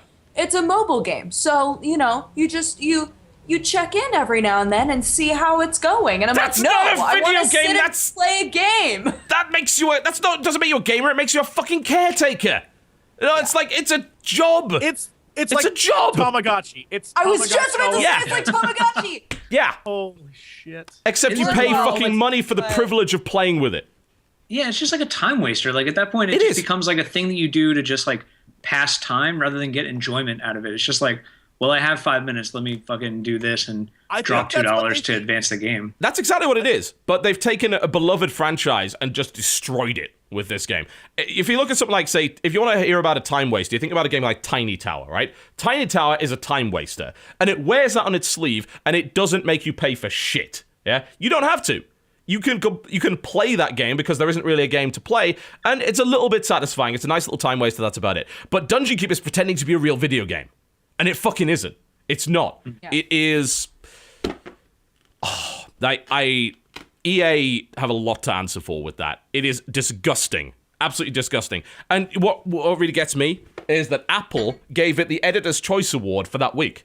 No. And does that just tell you how cancerous the App Store is? Like, there is a cancer within mobile gaming, and it needs to be excised. It needs chemo, because that is killing mobile video games. The whole way that they're building these games is from the ground up to make as much money from you as possible. Yeah? They're taking gameplay elements out. They're stretching the content out to the point where there barely is any content anymore. You know, it's like pulling Play-Doh apart, you know, and it gradually gets thinner and thinner and thinner, but except, you know, eventually it's going to fucking snap. And there's no substance there whatsoever. It pisses me off because, you know, this is my fucking childhood right here, you know? Dungeon Keeper 1 in the proper size box. It's got, this is all like laminated. Like, this is slightly raised and laminated, and it's got a little Velcro thing, and you can open it up kind of like a book. And in the box, you see what, you know, let's have a look at what's in the box, shall we? Let's have a look. Okay. All right, If you want to live Hold TV's on. childhood, that's a CD. you can do so. You see that? That's a CD with a real video game on it. What You is know what that? else is in there? There's a manual. There's an actual, legitimate game manual. You see this? You see the size of this thing? This thing doesn't have page numbers on it. I estimate this thing is about 100 or so pages of content. There is more content in this one manual than there is in the entire new Dungeon Keeper game. That is what a video game sad, is. man. You're making me real sad, dude. I need a pick It's me up. I need depressing. something to feel good about. Mobile you gaming wanna feel is good- disgusting. If you want to feel good, you can go to GOG.com and get the original Dungeon Keeper Damn right. Gold for $6 right now. Go do it. This man. Damn right. I like this man. I like Yeah. this man a lot. You can. This Dungeon Keeper 1 and 2. guy. You know, or look at, you know, War for the Overworld, which is currently in beta right now, which is being made by Subterranean Games, which is coming along nicely. I played the latest beta of it. It feels and looks like Dungeon Keeper. It's like, yes. Thank God there is a studio that actually has a fucking spine. Somebody. Yeah, someone has some dignity. Because EA fucking doesn't. That's true. That's true. No matter And that's Dungeon Keeper for iOS. Dungeon Keeper, ladies and gentlemen. no matter how many good things are ever said about EA, they're always a million. Like, they can never do anything right, which I think is amazing. Because even when you're like, I want you guys just do something right, they just continually fuck up, and it's like, you guys are the I worst. cannot Like, wait to see what they do to Titanfall. Oh, God. Oh, yep. EA, like, I give EA a benefit of the doubt a lot, yeah, when it comes to PC gaming. Like, people hate on Origin, and there's legitimate reasons, but there's some things about Origin that I like. You know, the Great Games Guarantee is really consumer-friendly. It's something that Steam fucking doesn't do. There's certain features of Origin that you were able to install a game to a different hard drive years before Steam allowed that kind of stuff. It had its nice little features every now and again, and don't get me wrong, they sometimes publish good games, but lately, with the Battlefield 4 fiasco and now this shit... I'm running out of patience with that company right now. Yeah. They're really great. They're really great. And so this is not a good time for me to bring up my new job with EA. Not a good time for that. Oh, I'm Oh, wait, CEO oh, wait, oh, wait, of oh, wait. EA now. Oh, You yeah, guys no. didn't hear that? I just put out a press release. That Microsoft guy got hired, and I kind of got buried. So I understand if you missed it. So my bad. No, you don't even need to worry about that. Like, one of our best friends works at EA, and we still are like, you guys are the fucking worst. And he's like, oh. Yeah, I just want them to be the EA of old, because The funny story about EA is that they're the reason that Populous got published in the first place, because no one else would take Populous, yeah? Because they didn't want to take the risk on it, because it was too different. EA took the risk on Populous. And then EA published a bunch of other Bullfrog games that were incredible, you know? Fucking Magic Carpet, and Syndicate, and Dungeon Keeper, and Theme Hospital, and Theme Park, and all that really great stuff. And now they just make me sad. Every time I look at what EA does now, I'm just sad. Let's go to a break. And when we come back, we'll talk about the games that you and Dodger have been playing, Jesse. And then we'll talk about news, which may or may not involve EA, but hey. Yay! Yay. I'm sad. I think I'm going to break out the alcohol. It's 4 PM and I feel like I need a shot. We'll be right back. You're watching the Co-optional Podcast. Don't go anywhere. Ladies and gentlemen, welcome back to the Co-optional Podcast. What were you worried about, Jesse? Nothing. We were talking about the Hunger Games, and I was saying that I was worried about the next 2 movies because of What do you mean 2? death. Yeah, man, I was just thinking about they're making it that. 2. What? They're doing the Harry Potter thing and making the last book 2 Oh, movies. fuck's sake. And the Twilight thing, yeah. So I was worried because Philip Seymour Hoffman died that would affect his character. But apparently he filmed almost, except for like 7 days of shooting, he filmed almost all of it. So Wow. Oh, wow. we lucked out gonna there. do. Yeah. But Thank God he did that, because, we have no other reason to care that Philip Seymour Hoffman died. That's Well, I mean, look, I was not a big fan of of Hunger Games, and then I got invested. And now I'm like, I just want to see what happens because I don't want to read the books. Second one was good. I'll give him credit for that. It was a I haven't fucking seen huge it. improvement. Huge improvement over the first one. Yeah, there was actually a lot going on there. I'm on a podcast with 3 men, and the 3 men have seen it, and I have not. You guys Oh wanna keep no, talking it about has a Hunger lead Games? female character. That means it's for girls. That's not how it works in the adult world. She's the lead character? I always thought it was the guy. I just thought she was there to look pretty. No. Take that, Tumblr. No, it was a good movie, and so I was invested in what happened in the next one. Then when I heard there was 2, I was like, well, I'll still see them both, but I'm not happy Dragging about it out. Dragging it Yeah. out. And so it's all because people want to do the Star Wars thing, but they want to do it in 4 movies. So like Empire Strikes Back was the story, and Return of the Jedi was like 2 hours of a fight. And that's what they want to do. That's what Harry Potter did. So they stuck all the story in one and then made a big fight. And then like that's what it is. And that's what they want to do. And it's like, okay, I gotcha, but Yeah. you know. I just bit my lips so hard. Well, I was going to ask you what you've been playing this week, but I'm going to let Jesse talk now because you managed to injure yourself. So I don't think we should have you talking anymore because apparently it's too dangerous to your well-being. Dodger's dead, Rip. Well, it would do. You just jammed your teeth into your flesh, you dumb woman. Jesse, what have you been playing this week? This week, I played 2 things. Unfortunately, I played Elder Scrolls Online some more, and I played WildStar, and I can't talk about either. So, Are you you sure you can't talk about WildStar? When's the I NDA don't up think on I that? can. I think. I don't know, which is why I'm like, hey. Hang on, I'm going to check my archives here because I'm pretty sure I have the NDA around here somewhere. I thought there was a part of it you could talk about, but I mean, most people know what I already think, so it's not that big of a deal. But and then I played Broken Age this week. Like literally all week, I played Broken Age, which was. How did you manage to do that, considering it's only about 4 hours long? Well, all week. I mean 3 days. It just took long to upload because there's one point for about 14 hours when YouTube would not let me upload anything. So thanks, YouTube. Fair enough. And so, yeah, that game was a lot of fun, but I think that Hannah over at the Yogscast probably played it best, switching back and forth between characters. Because when I played one story, then the other story. And about halfway through the second story, I realized what was going on. It was like, oh, I see your plot twist. I saw it like coming a mile away. But even with that said, there's so many like unanswered questions. It's probably a game that is going to get me back. It's a 2-parter, right? Yes. Yeah. There's an Act 2 coming out. And so because they didn't manage their money properly, ran out of money, and had to release the damn thing on early access. Well done, Double Fine. This might be why you don't get published And anymore. they got so much money. They really did. It's pretty galling, honestly. You know, it's. I think they spent it all on the voice actors because there's a lot of voice actors in this game, and they're all really good, which is very strange because, you know, I guess this is, you know, point and click adventures have to be this way, I think, but the main characters, the girl and the one, Shay, the guy, you know, they play it very straight, but everyone else is just insane. Yes. And I like that. I like that a lot. I was like, all right, you guys got it figured out. And so it kind of got me on a kick of like, I need to play more point and clicks. Because that's what, back in the day, that's pretty much all I played on a computer. Was like a point and click adventure. That's how you did stuff. And there's the characters, and I think I might go down that alleyway this summer and play some more point and click adventures because it was fun. I had a lot of fun playing it.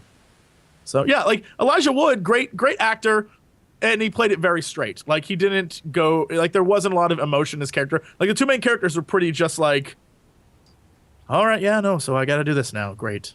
and everyone else is like, I'm crazy. Like Will Wheaton played a hipster lumberjack. I mean, that was his character. And it was like, this is great. Gosh. These are great characters. I was blown away that Jack Black was in it. I was like, what are you doing in here? Oh, that's cool. That's where all the money went, guys. Yeah. I figured it out. From what I'm told, they all kind of. of did it because they're sort of personal friends of. I mean, Jack Black in particular is a personal friend of Tim Schafer, obviously, because of his involvement with Brutal Legend. Yeah, they will have done it at probably a significantly lower rate than they otherwise would have done it. So, as much as it's easy to say, oh, they spent it all on the voice actors, no, they probably didn't. They most likely spent it on a bunch of other bollocks. And even though I continually hate on her, not because she's bad, because she's in everything. Jennifer Hale's in this one as well. Yeah, of course she is. And I will say, you always forget the range she has. And I always forget that she not only does like badass women characters, but she also does children's cartoon shows and things for like kids. And so her playing as the mother in the Shay story is hilarious because he's like, computer, what's in store for us today? And she's like, oh, I wish you'd call me mom, honey. He's like, I wish you'd call me Captain. She's like, okay, Captain, sweetie. Like it's really endearing, and you're just like, it's it's a fantastic game. Like everything about it is really, really great. But I will say it's very easy. Like it's for point and click, it is very solvable. There was maybe one puzzle I was like, I don't even know what to do right now. And the solution was so simple, even my mind couldn't comprehend how easy it was. I was like, oh, shut up. Really? Other than that, it was very simple to figure things out, which I think, like, I miss the days of, like, Seventh Guest and, like, the 11th Hour and games like that where it was like, I have no clue what to do. I'm going to spend, like, 3 hours trying to figure this shit out. Riven, Like, there's an example. Yeah. 5 discs of Riven. pull this hidden lever, something happened on the island. Figure out what. Like, no! I'm not going to do that. Yes, all of that is, I mean, that's where it's at. Like, those games, if you've, I think you can get them real cheap too on both Steam and GOG. But like, get them on GOG because they'll Guest. probably work there. You know. Yeah, go get Seventh Guest. Play that game. I'm telling you, it is a classic, really good game. Like from way back when, from the CD-ROM, early CD-ROM era of like, we're gonna put people in the game. Woo, actors. Yeah, it's actually really fun. Yeah. So that's what I played this week. All right. Did we get any update on WildStar? Because I mean. I'm trying to read the embargo right now. It's fairly lengthy. Seems like a hassle. The weird thing is, like, I think there are multiple embargoes for different parts of the content. So that's what sort of makes it awkward. Well, with that said, I'll probably when both those games come out, I'll probably do I'll probably disappear for a week and play through them all, get to Cap, and then give you like a impression, like I did with Final Fantasy 14. I was like, yeah, no, this game is garbage. I am almost 100% certain. I'm just reading the last piece of the information now that you can talk about levels 1 through 15, and you can talk about 2 classes: the medic, I think, and the engineer.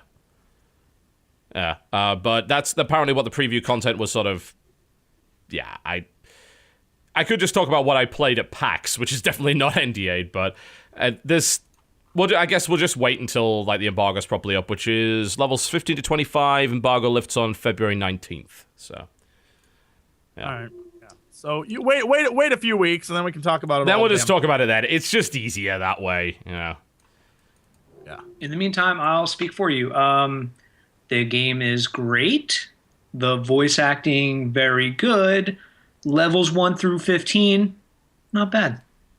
Not bad. But where's I have a but though. I have a big button there, and I don't. A big. I don't. Go on. No, it still feels like it still has that like WoW feeling to me, and I can't shake it. I don't know why. It feels like deep in its core, like it's part of the. I have big hopes for EverQuest Next, because even Elder Scrolls still has that WoW feeling to me, and it's kind of like I just want us to move on. Like if I'm gonna play another WoW game, I'll play WoW. I mean that's just what it will be. It's hard to convince people to play. This has been tried over and over and over again, right? And we've seen it time and again fail miserably. If EA with over $200 million can't convince you to play the Old Republic and in record time has to go free to play, you probably can't do it with less than that, or with, anything that doesn't depart radically, and I mean radically, from World of Warcraft. And I'm afraid that what I've played of WildStar does not depart radically enough from WoW. It's like 75% WoW, 15% not EverQuest 2, Guild Wars 2, and a little sprinkling of sci-fi in there for the theme. That's my feel of it. Even the raids look and feel very, very similar. And I've seen plenty of footage of the raids and like, wow. If I really loved the WoW formula and was just completely sick of WoW, I can understand that I would be the target demographic for this. But I think that demo is too small, because those of us who are done with WoW are done with every game that's even remotely like it. Exactly. We want something completely different now. And that's why, like, every time I get, like when I first saw Elder Scrolls almost a year and a half ago, I was so excited, because I was like, the potential here is you guys are gonna make something great. And the more I see, the more I'm like, it's continually looking more and more like WoW. And then WildStar, even when I saw at all the conventions I've been to, I'm like, every time I play it, I'm like, it feels like WoW. I just want something so different. But I guess that's not what people are ready for, because the time it takes to make one. By that point, that's the horrible thing about MMOs, is that things like Elder Scrolls Online and WildStar have been in development for years and years and years. I remember playing WildStar at Gamescom 2010, maybe? Yeah, something like that, or 11, and it had already been in development for a number of years before that. And it was the same problem that the Old Republic had, because when they started that, WoW was at its height. It was, everyone was trying to make WoW, and they're like, right, okay, we can do it with Star Wars. In theory, that sounds like genius, right? How could that possibly fail? They hooked me, man. I was ready to do it. Like, I played Old Republic for a little bit, and I was like, oh, fucking sweet, Star Wars and WoW. That's great. It's gonna be great. And then it was just like, it's just WoW with Star Wars. That's all it was. There's nothing more to it than that. Yeah, and I got totally hooked in initially. We all did, didn't we? Like when we played initially, for the first 20 levels, we're like, wow, this is exactly what I was looking forward to, next generation World of Warcraft. Holy shit, look at all this. And then you start the veneer comes off, and it's like someone pulls back the curtain. It's like, oh fuck, I've been playing the same game that I've been playing for the last 7 years. God damn it. But TB, they got starships in this one. All right. They actually do now. It's gotta be different. No, they do now. And I heard it's pretty fun to play. I gotta be honest, that actually did tempt me a little bit to go back, because oh, okay, so they basically put jump to light speed in from Star Wars Galaxies. All right, I can maybe dig that. Maybe I'll go back. Maybe. And then I suddenly realized, oh wait, it's an MMO. I could play 1,000,001 other things that would not be as big a time sink as this, and where the content would be. I've said it before, MMOs have quantity, but they don't have quality. The amount of enjoyment per hour is way lower than any other game. So, And that's what killed it for me in Final Fantasy 14. Is I was very excited. In the beginning, you're like, this world's huge and there's so much to do and it's great and your characters are cute and the graphics are beautiful and the music's fantastic. But at the end of the day, games start to feel like in category, you can tell if a game feels like Rift, where it's like, okay, this is nice, but you need friends in order to make it fun, right? Or if it's a WoW thing, it's like, I can do this solo, and everything sort of falls in different categories, but it's all the same sort of weird MMO genre that just nothing's changed, nothing changes, and it drives me crazy, because that's what I desperately want, because I want to find another MMO that I'll love. But every time I get one, and I literally get them all, I'm like, I want to see what this is about. And they all really do. are letdowns. They're all letdowns. It's a real shame.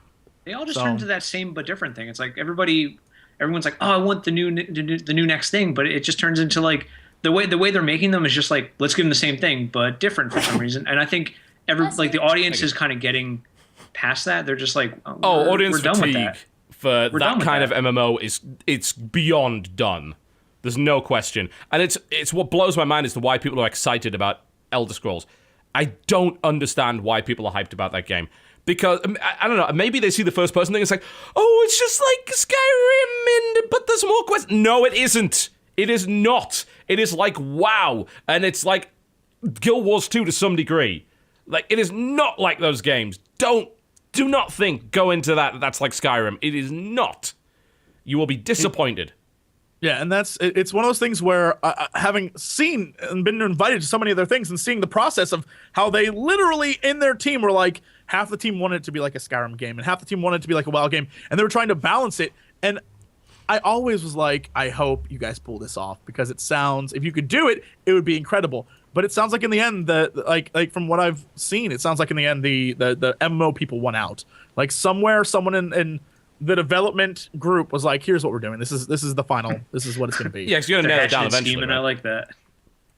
And so I don't necessarily agree with that, but I feel like we can't really talk about it in depth. Right now. The problem is you guys have been playing it under NDA, and it's like, well, the real experience I've had with it is when I played it at PAX for like an hour, and from what I've seen after that. So, to be fair, my assessment is based on incomplete information. So I'll certainly try it when it comes out, but I'm not hyped for it. I'm certainly not holding out hope. The biggest I have such cynicism when it comes to MMOs now, because they all use the same key buzzwords and phrases when you do, like even EQ Next. When I was talking to them there, I was talking about like what was in it and how they were talking about the world itself and how like if you kill these squirrels in this one forest, or you cut down the trees in a forest, the squirrels could go ravage something else and you can cause a chain reaction. Player agency, like all stuff and immediately like that. I'm like, that sounds fantastic. But how does it actually work? Can you make it happen? Yeah. Because that sounds great, but that's kind of what they promised with Guild Wars 2. Whereas like you do this and this does this and this is, but it really is just timed in cycles and it happens over and over and over and over again. You really didn't do anything. You were just there at the right time and it happened. And that's the kind of shit that I was like, when I asked them about that, there was a lot of like, well, it's not like that, but, and I'm like, oh, okay. I gotta wait for this one. I love you guys, but I'm very cynical about what you're telling me right now. Like, I hope it's good. I hope it's really, really good. But I never fully trust anyone when they hype it up, because I'm like, I've been through hype and I've been really hyped about some shit, and you guys have always let me down every single time. So I can definitely see, why you think that. And I mean, I'm in kind of the same boat with EverQuest Next, where I think it could be my next MMO. It's possible. What I'm hearing about it is what I want to hear. But that's the problem, isn't it? How do you implement that? How do you actually make it work? The reason I've kind of got faith in them is because SOE lately has seemed to have gone down the path of, we are willing to kind of completely depart from what the conventions are and set new conventions. And not even think about, we're going to make it like World of Warcraft. Like, they're not even making it like EverQuest, They're going further than that. And they released PlanetSide 2, which, of course, is very, very unique in the way that it works. It doesn't work all the time, but it's very unique, and they took a risk with that game. So, maybe. We'll see. I really genuinely hope that it works out well for them, and obviously for us to play it, but we are going to have to wait and see on that. Yeah. I got in trouble because I got really upset while playing Elder Scrolls, and I tweeted. Oh, don't do that. NDA'd.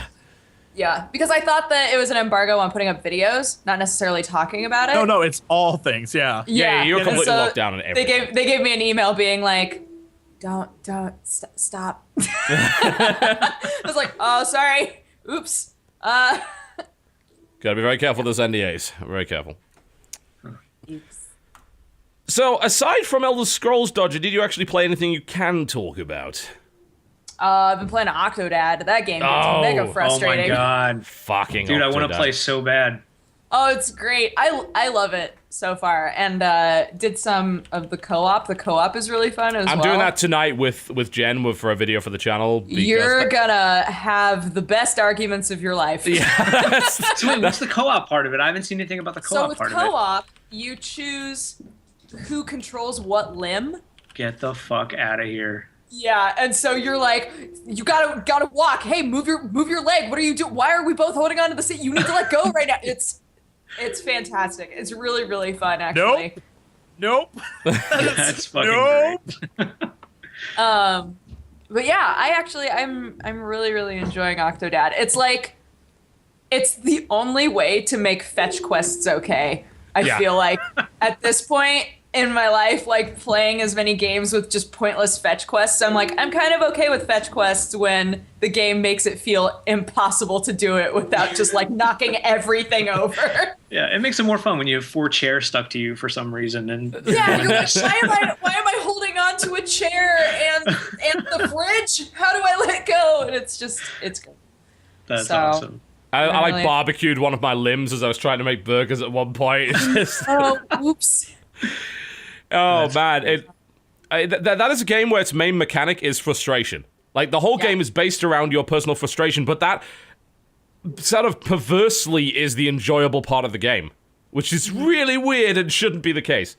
It's really true, and I don't know if it's the aesthetic of the game or what it is, but for some reason it makes the frustration really fun. I think that they set it in a good amount of context, and I think that's what helps a lot. The dialogue is hilarious. Like, the fact that the family is just flat out ignoring everything, and you think he's about to be discovered, and then they just come up with another reason. Like, in the opening scene, he's about to get married, and someone goes in and just looks at him, and it's like, and it's like, oh shit, they figured out he's an octopus. It's like, you're not even dressed!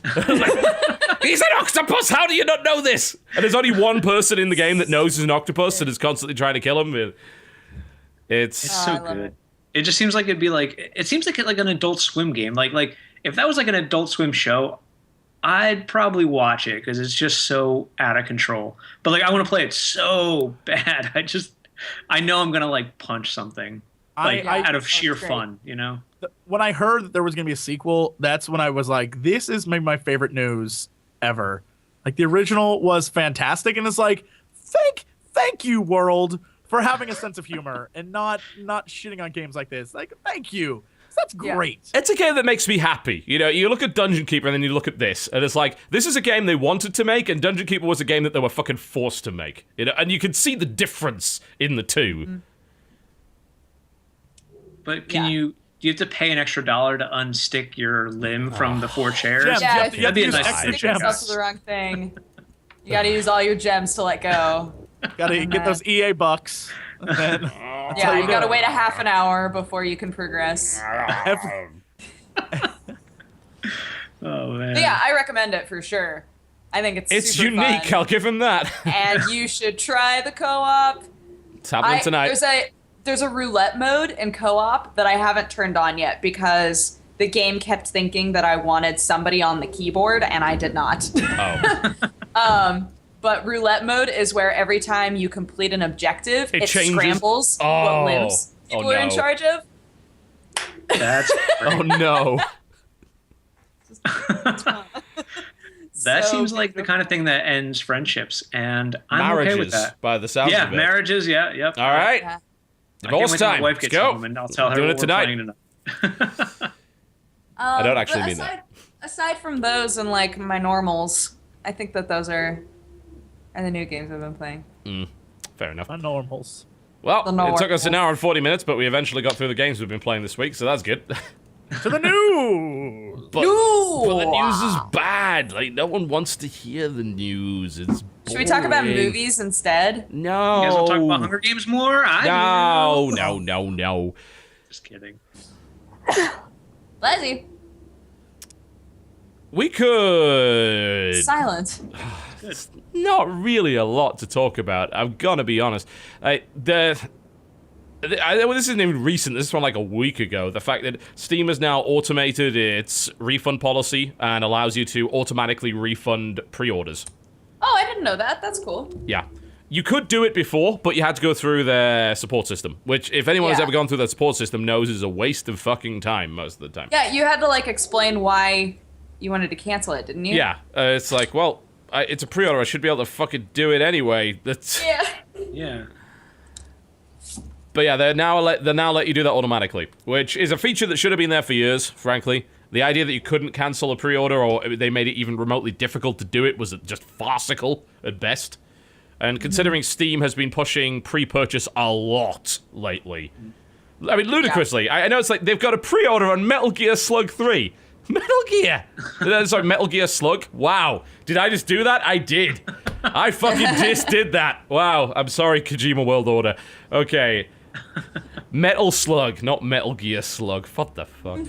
Metal Gear Slug. Metal Gear Slug. 25% off the pre-order of an old Neo Geo game. Wonderful. Pre-orders. Buy it before it's out. Buy it before it's out. Do it. Fucking do it. Oh, you don't want to pre-order it? How about early access? What about early access? You want to buy a game before it's not even finished? You can do that. Yeah, let's go to the top sellers. Oh, look, the top sellers are early access games because people are fucking stupid. That's why. That's the only reason.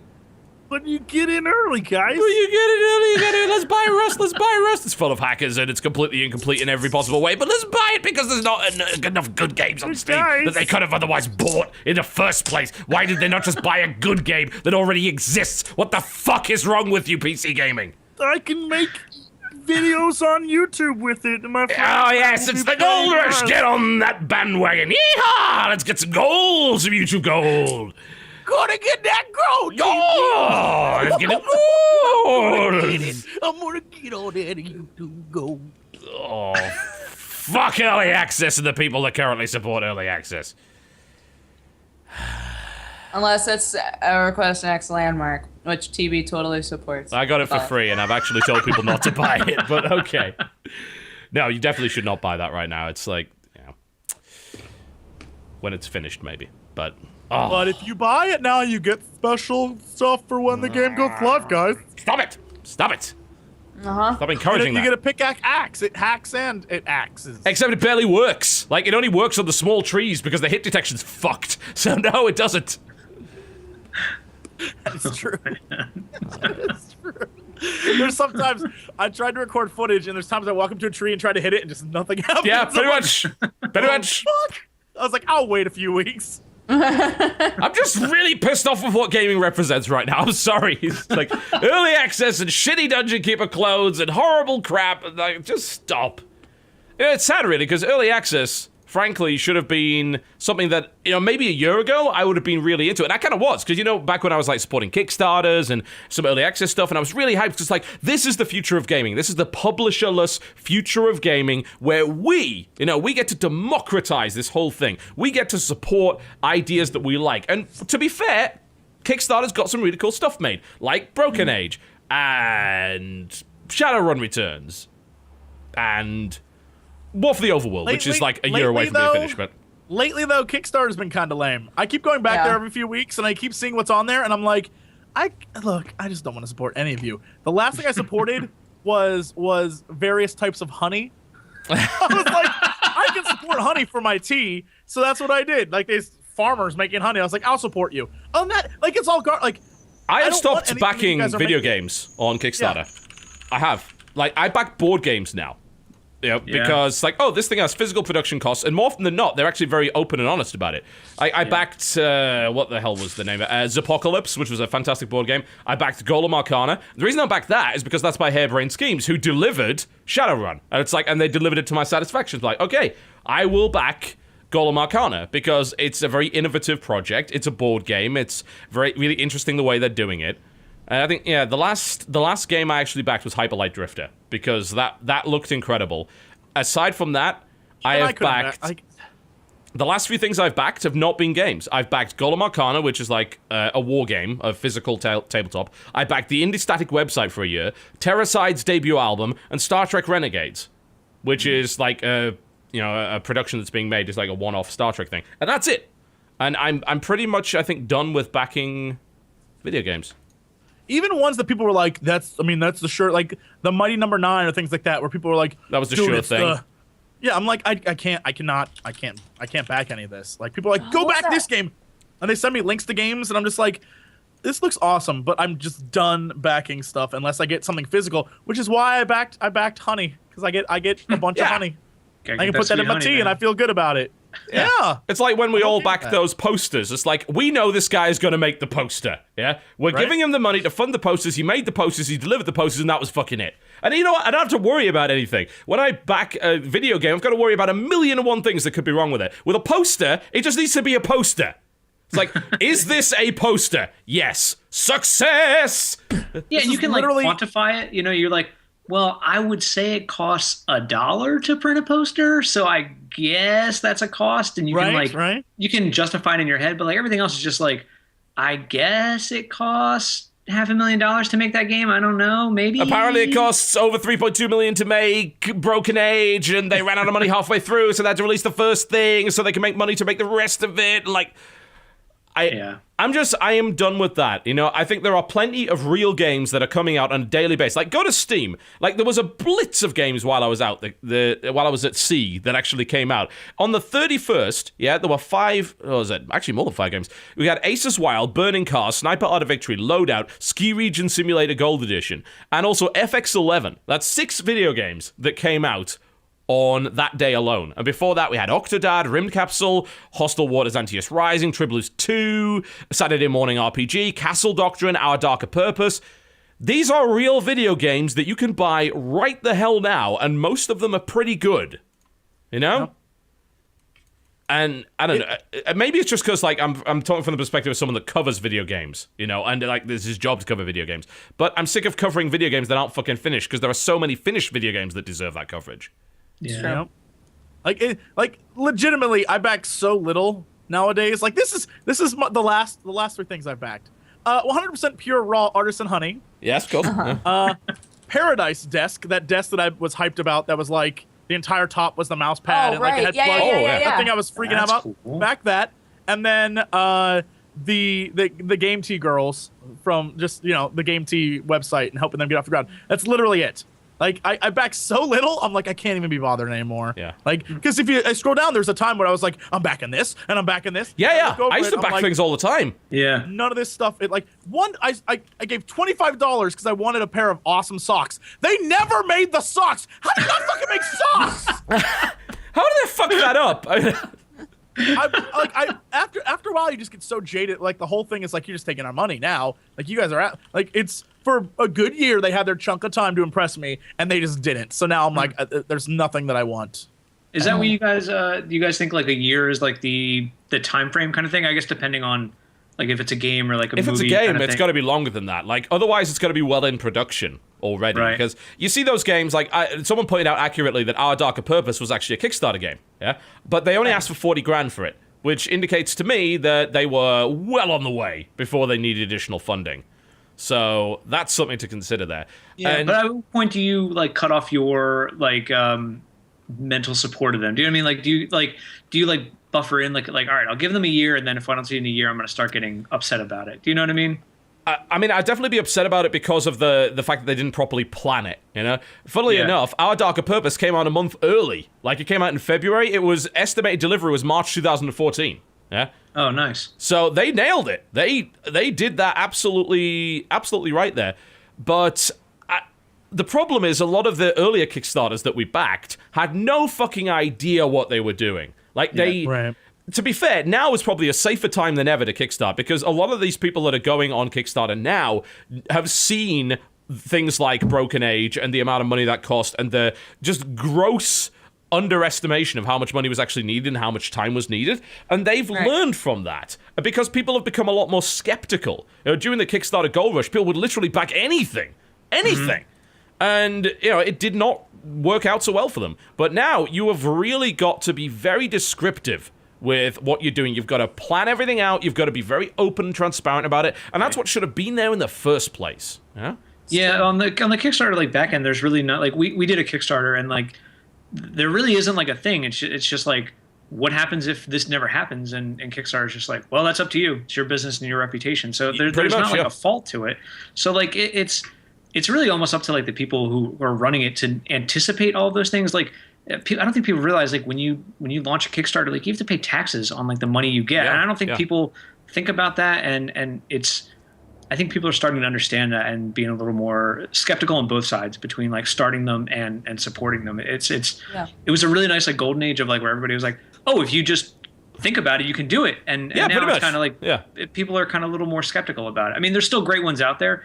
It's just not as, we're not hearing about like Zach Braff and Veronica Mars like every 2 seconds now. That in itself was hilarious, as if they didn't have enough fucking money to do that themselves. Yeah, right.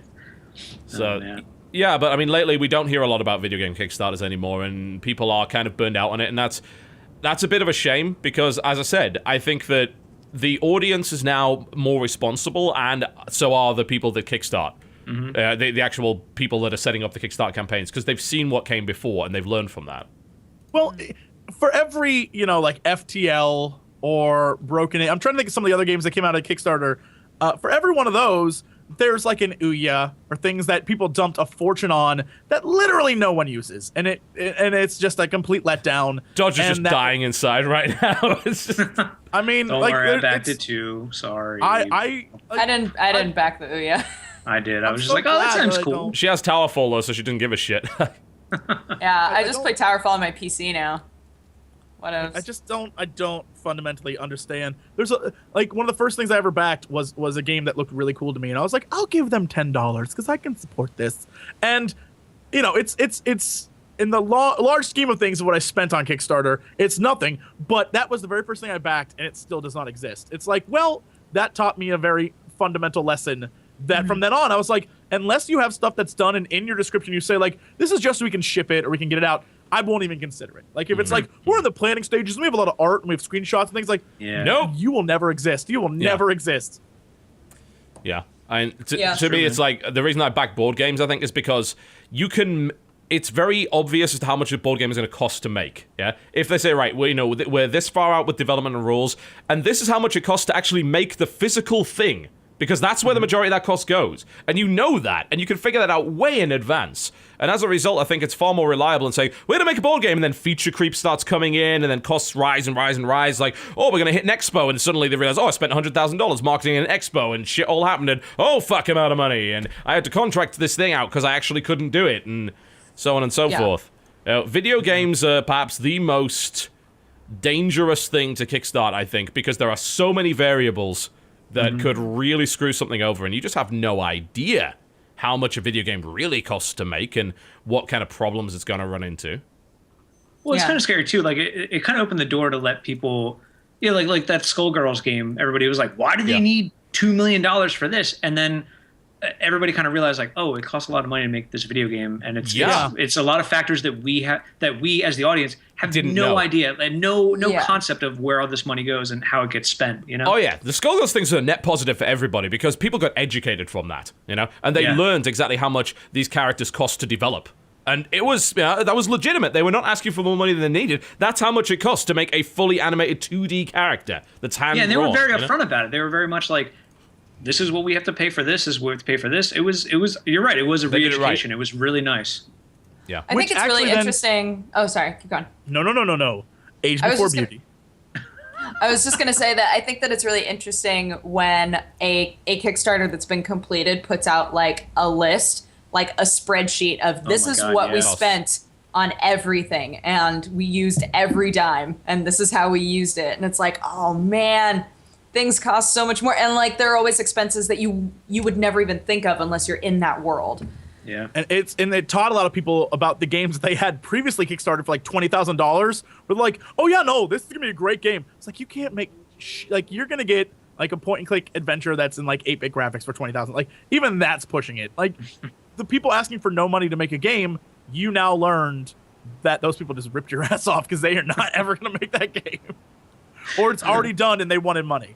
Like there's a lot of that too that I've seen where people are like, oh yeah, no, like we need help developing our game. The game already exists, and they just got extra money. It's like that is so messed up. Yeah, right. Kickstarter, and early access. Yep. All right. Kickstarter versus early access. Which is worse? From the perspective of everyone in this room. Oh, Kickstarter for me, because at least early access you have the product. At least you have something, even if it's a shitty version of it. At least you have something. Kickstarter is you are throwing money at a dream. Like, it doesn't. You are throwing money at nothing with the potential of getting something. At least with early access, you have shit, and if it's going to be shit, it'll still be shit. But at least you know you have it. You can hold it in your hands like this might be shit, but it's my shit. Like, at least you have it. I have a counter argument. I actually believe that Kickstarter is more healthy than early access. I think that early access is worse. And there's a number of reasons for it.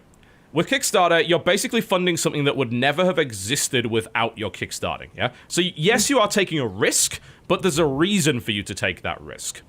With early access, the game is already in development, yeah? It's already well on its way. It could, in fact, get funding from other places, and yet you're being asked to take a risk anyway on something that may never, ever, ever finish. And not only that, but early access games right now, they sit in this place where they're in this immune to criticism bubble. They have plus 20 to criticism resistance, because it's like, oh, it's early access, you can't criticize that, it's not done yet. It's not done yet. And you could never be done. Like, there are games that basically right now, like you look at a game like Towns, for instance. Towns is a prime example, because this thing, I believe, was actually alpha funded before early access was a thing. It was alpha funded on Desura, yeah? And it got a lot of hype behind it because, hey, it's like Dwarf Fortress, but playable.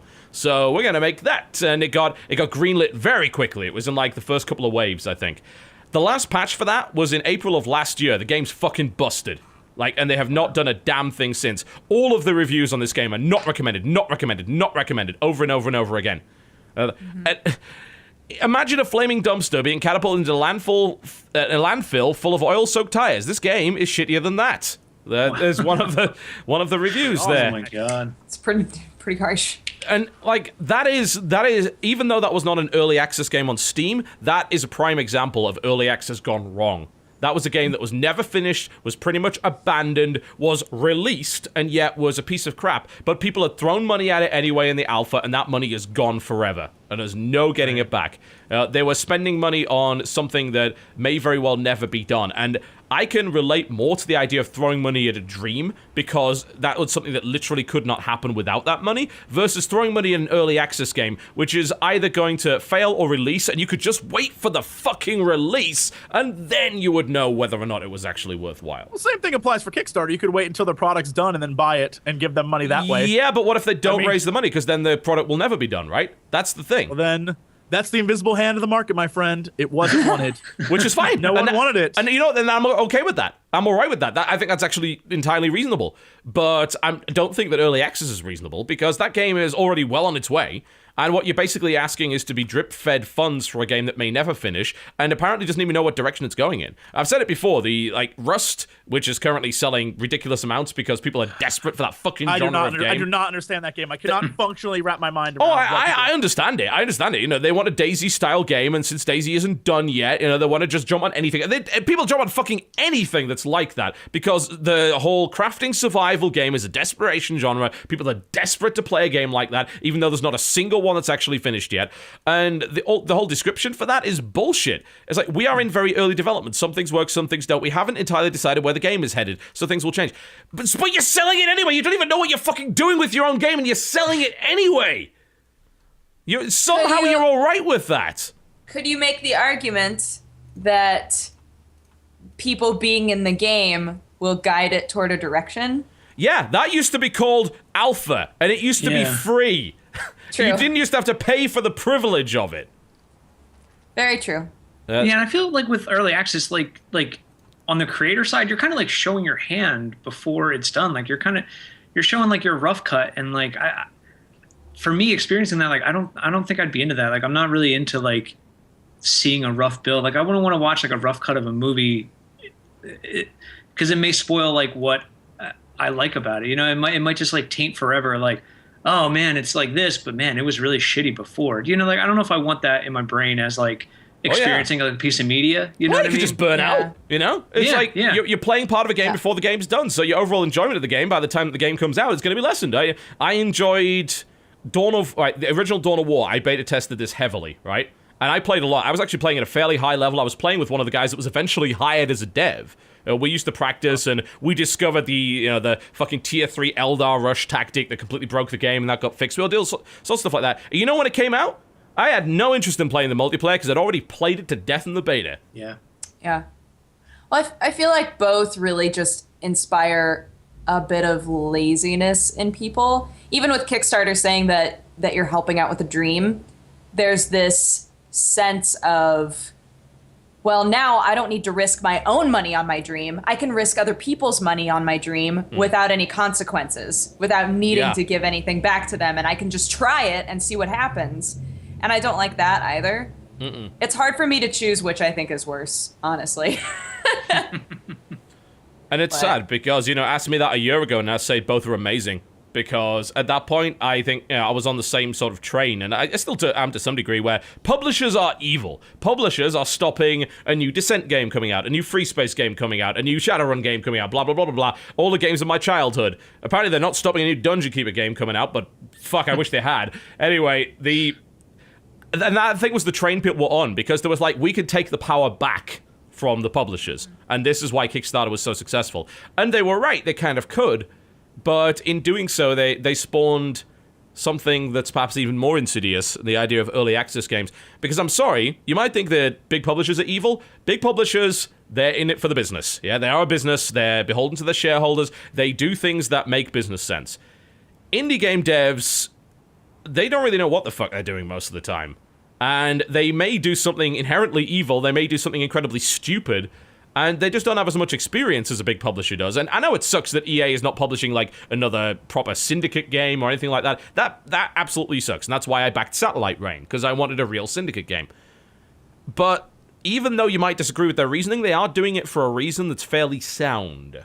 And a lot of the stuff that indie devs do is not for a reason that's fairly sound. It's a very emotional kind of development. We're talking about, something like Indie Game the Movie, where Phil Fish says, if this game doesn't come out, I'm literally going to kill myself. And obviously Phil Fish is a kind of extreme example there, but these are as much artists as they are programmers. And artists have a tendency of getting very emotionally involved in that work, and it could deviate its direction very heavily in a way that you don't want it to. It's true. Yeah. True that. So basically what we're saying is stop giving money to stuff that isn't finished, for God's sake. There's plenty of great new games that are out for full price that are honest. Buy those. It really does disgust me. I'm sorry. I look at the top sellers list again. Rust and DayZ are the two top sellers. They've been there for weeks. Yeah. Under that, at least Don't Starve comes out there. And which is, funnily enough, a game that's kind of similar, yeah. It was, actually, yeah. But, they never... Don't Starve was never early access, was it? They sold it as kind of a beta on their website, kind of like the Minecraft model. And that's an example of a game. Let me just make it clear. I'm not saying that every indie dev is Phil Fish and crazy, and I'm not saying that every early access game is a scam that's out to fuck you. Actually, you a lot heard of it them here, aren't. folks. He is. Yeah. Don't biscuit. No, a lot of early access games are legit. Starbound is legit. Don't Starve was legit, and is actually a full game now, and that was a success. There's plenty of examples of success. What I'm saying is, why take the gamble when you have plenty of other options that are done? Mm-hmm. If you have limited money. It almost plays on people's impatience. It's I just want to play it, and I'll play any form of it I can. Yeah, exactly. It's even the same with EverQuest Next Landmark. It looks promising, but people jumped into that, and some people are sinking $100 to get the big pack of it when it's going to be a free-to-play game, which is what makes the whole thing hilarious that people are paying $100 for that. And even from a coverage standpoint, if I didn't get my copy free, I would have looked at it and you know what? I don't know if I'm willing to drop $100, and this is something I can actually make money from, And I think that, people are just desperate to play it in any form possible.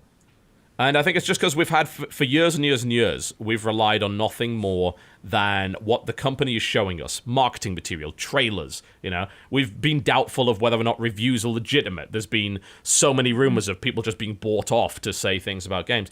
And funnily enough, I think early access is a backlash against that. And I think that there are many positive aspects to being that transparent. But from a consumer protection standpoint, I look at it and all I'm seeing is a bunch of people getting suckered into buying stuff that's not done. And this, I cannot rationalize that. That just seems wrong to me.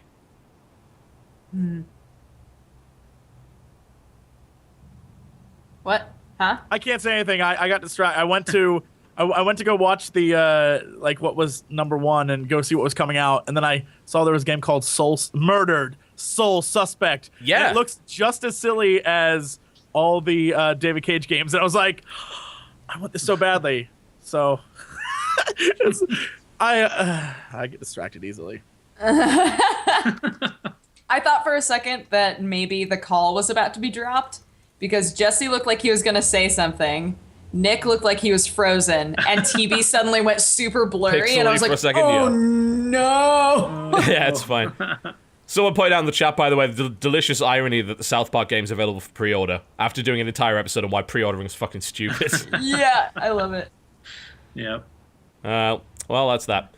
We should probably take a break, and when we come back, we'll go back to maybe a little bit more news and some releases. Why not? Let's do that, because that news turned into an hour-long discussion on Kickstarter, because why the fuck not? That's the Co-optional Podcast, ladies and gentlemen. We'll be right back after this break. Don't go anywhere, because you might miss things, and that would be bad. That'd be sus. Ladies and gentlemen, welcome back to the Co-optional Podcast. I'd say the final hour begins, but it's more like the final 45 minutes, give or take. That's not soup, that's Dodger. true. I was about to say, that's not soup. You're hiding it from the camera, but that's actually pasta. That's not soup at all. It is. That is true. You eat from a bowl of lies. I forgot that this bowl says soup on it. It's my favorite one, though, because you can heat food up in it, and even though it's really hot, it's got the little handles, so you can, like, take it wherever you're going to eat, and you don't have to hold it like this and be like, ah. It's pretty smart. It's pretty smart, guys. Without a doubt, the worst. We do occasionally talk about video games, after all. Just the worst. Oh, dear. Let's see if there's a little bit more news. I mean, you were talking about Murdered Soul Suspect, actually, before the break, which is... That game is also coming out on PlayStation 4, Xbox One. That one does look a little bit interesting, I gotta say. Right? You play What as is the it? guy I don't who know was- anything about it. It's this should tell you. It's Murdered Soul Suspect, but Soul is Soul. So you're playing as the ghost of the guy who was murdered. Trying to figure out who killed you, basically. That's the plot. And I'm like, Cool. I'm totally in. Yeah, that sounds awesome. Which sounds a lot like Ghost Trick, but maybe not as interesting. Apparently, interesting. Yeah, it would. Funnily enough, I'm reading the article here. It was compared to Ghost Trick: Phantom Detective. The chief creative director or officer. Why'd you call it chief creative officer? That's a bit of a weird one. But an Airtight Game said he wasn't even aware of Ghost Trick when the development began. Well, that means that you don't play enough good games, sir. So go play Ghost Trick. I'm just saying, to me it reeks of Deadly Premonition or early David Cage games. Like I hope it just gets silly. I hope there's witchcraft involved. Apparently you've got to fight demons in it. There's actual combat involved. So that's a thing. That's it. Perfect. Yeah, apparently the gameplay is very different. So, I mean, again, I don't mind that. It's, hell, if they made a 3D Ghost Trick, I would probably be happy with that. But they'd never make a Ghost Trick as good as Ghost Trick, so there's no point in them trying that. So, I'm kind of glad there's combat elements and things like that in it. So, I mean, it's nice, again, that we're seeing, Square Enix actually publish some original IP for a change, so that's good. Mm-hmm. Totally cool with that. Speaking of Square Enix, February 11th, guys. Get ready. Lightning returns February 11th. Interesting. Airtight Games. Yeah, I wondered who they were. They made Dark Void, which could have been good. And it had the potential to be good. It had a great soundtrack because it had Bear McCreary doing the sound, which was the same guy that did the music for Battlestar. Nice. So it was drums. You like drums? We got some fucking dramatic drums for you. I feel like that's a worse criticism than just saying it was bad. To say it could have been good. Oh, I mean, it had the potential. I mean, it was fucked it up. Yeah, I mean, you were in a jetpack. You had a fucking jetpack, yeah, and there was aliens and stuff, and it had a vertical cover system, which was interesting, and it just was not very good.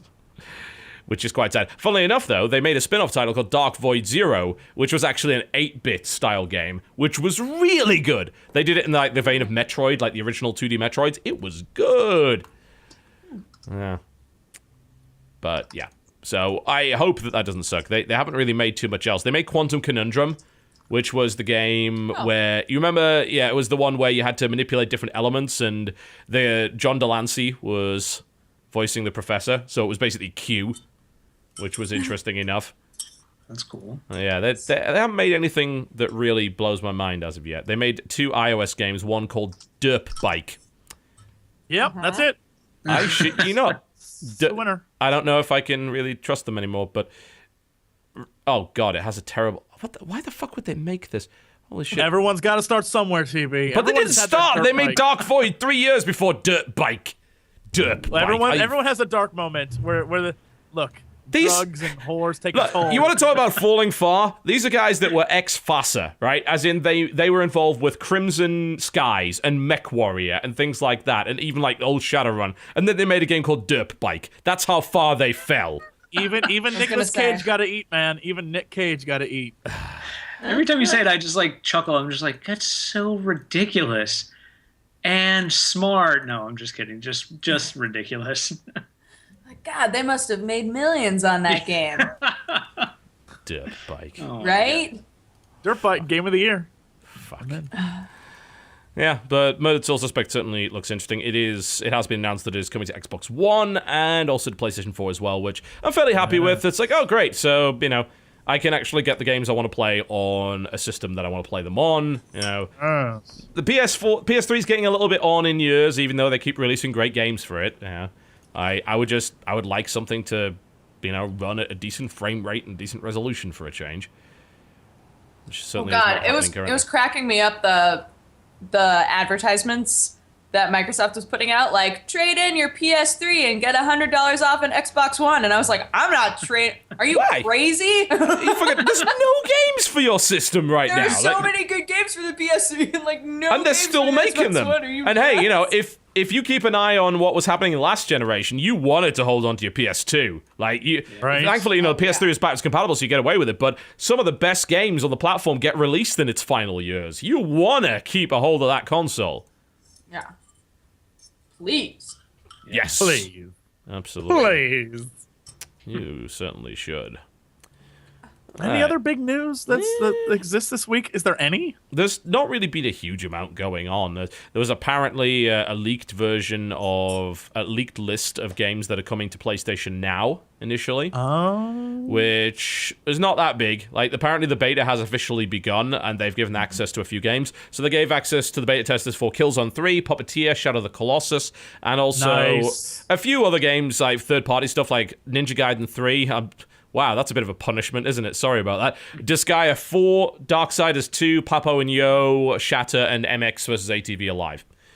The best one there is Shadow of the Colossus. That's the real one to pick up if you're gonna play that. Game's so good.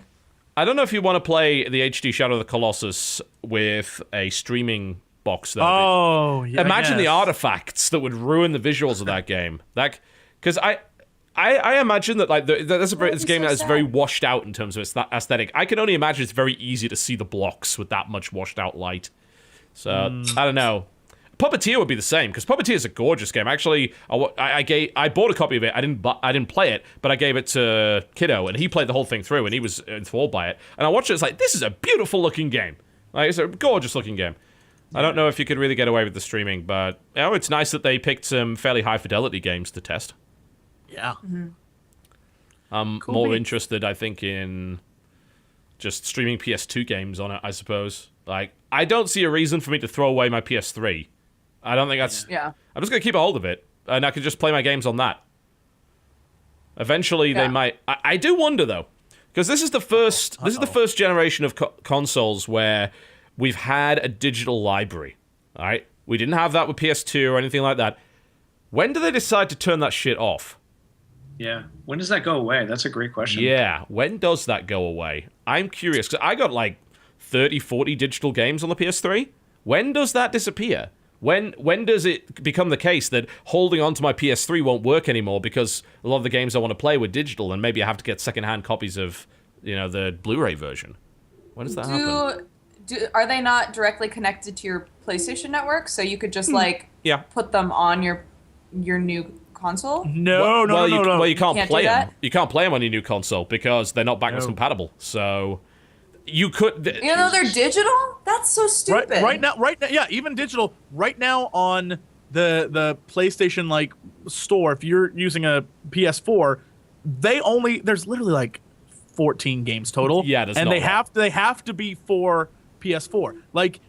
They don't even show you games that you could have bought on a PS3. They aren't even listed. Yeah, of course, because you can't play them. I think the only way around it, the way that I see it going, maybe, is that they translate it to PlayStation Now, like 5 years down the line. Say, oh, your PS3 library is now available on Now. And I'm pretty sure that's what they're aiming for. Admittedly, I have to wonder if they would even do it, because we thought about it, and it's like, well, are they going to allow us access to our old digital games through Now and to stream to our PS4 eventually? Is that how it's going to be, or are they going to make us buy them again? You know? That's... Probably have to buy them again, yeah. Probably. But that's so a weird thing to irritating. say, isn't it? You know, because we think about Steam and GOG and things like that, and with Steam, it's like, oh, well, what happens if Valve goes under? Well, you know, they're not going to. But what happens if they do? What happens with the games? Well, it's still the same platform. So as long as they unlock the DRM, you can keep them forever. But this is not the same platform. This is an older platform that eventually, I have to assume, they will discontinue online support for. And when they do that, what happens to your digital games? I wonder. And at least it's really interesting because with both PS4 and Xbox One, and especially with Xbox One, because achievements, all of them are connected. So even if you have Windows 8, if you have Windows 8 games, the achievements show up on your Xbox One account. So it's all tied in together. So they still want you to show off the fact that you played stuff on other systems. You just can't play it on this one. And PlayStation's just like that. They still give you credit for things you've done in the past, but if you want to go play it again, you have to either own the other system. Like, it's really interesting that they want you to remember the good times you had, but don't let you actually have them again. Yeah, but not relive them.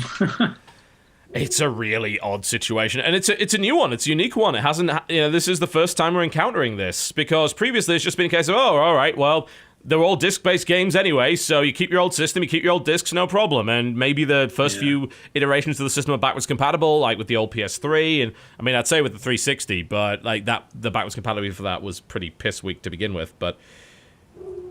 And now it's strange, because I don't know where that's going. I mean, I imagine it's going to be a number of years before it even becomes a factor, but it's a strange there's still one. something to consider when you're faced with that.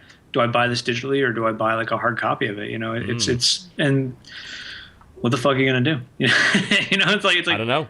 What are you gonna do down the line? You're just gonna have to you're probably just gonna have to rebuy it again, which fucking sucks. Yeah. And there's a strange one. Aside from that, I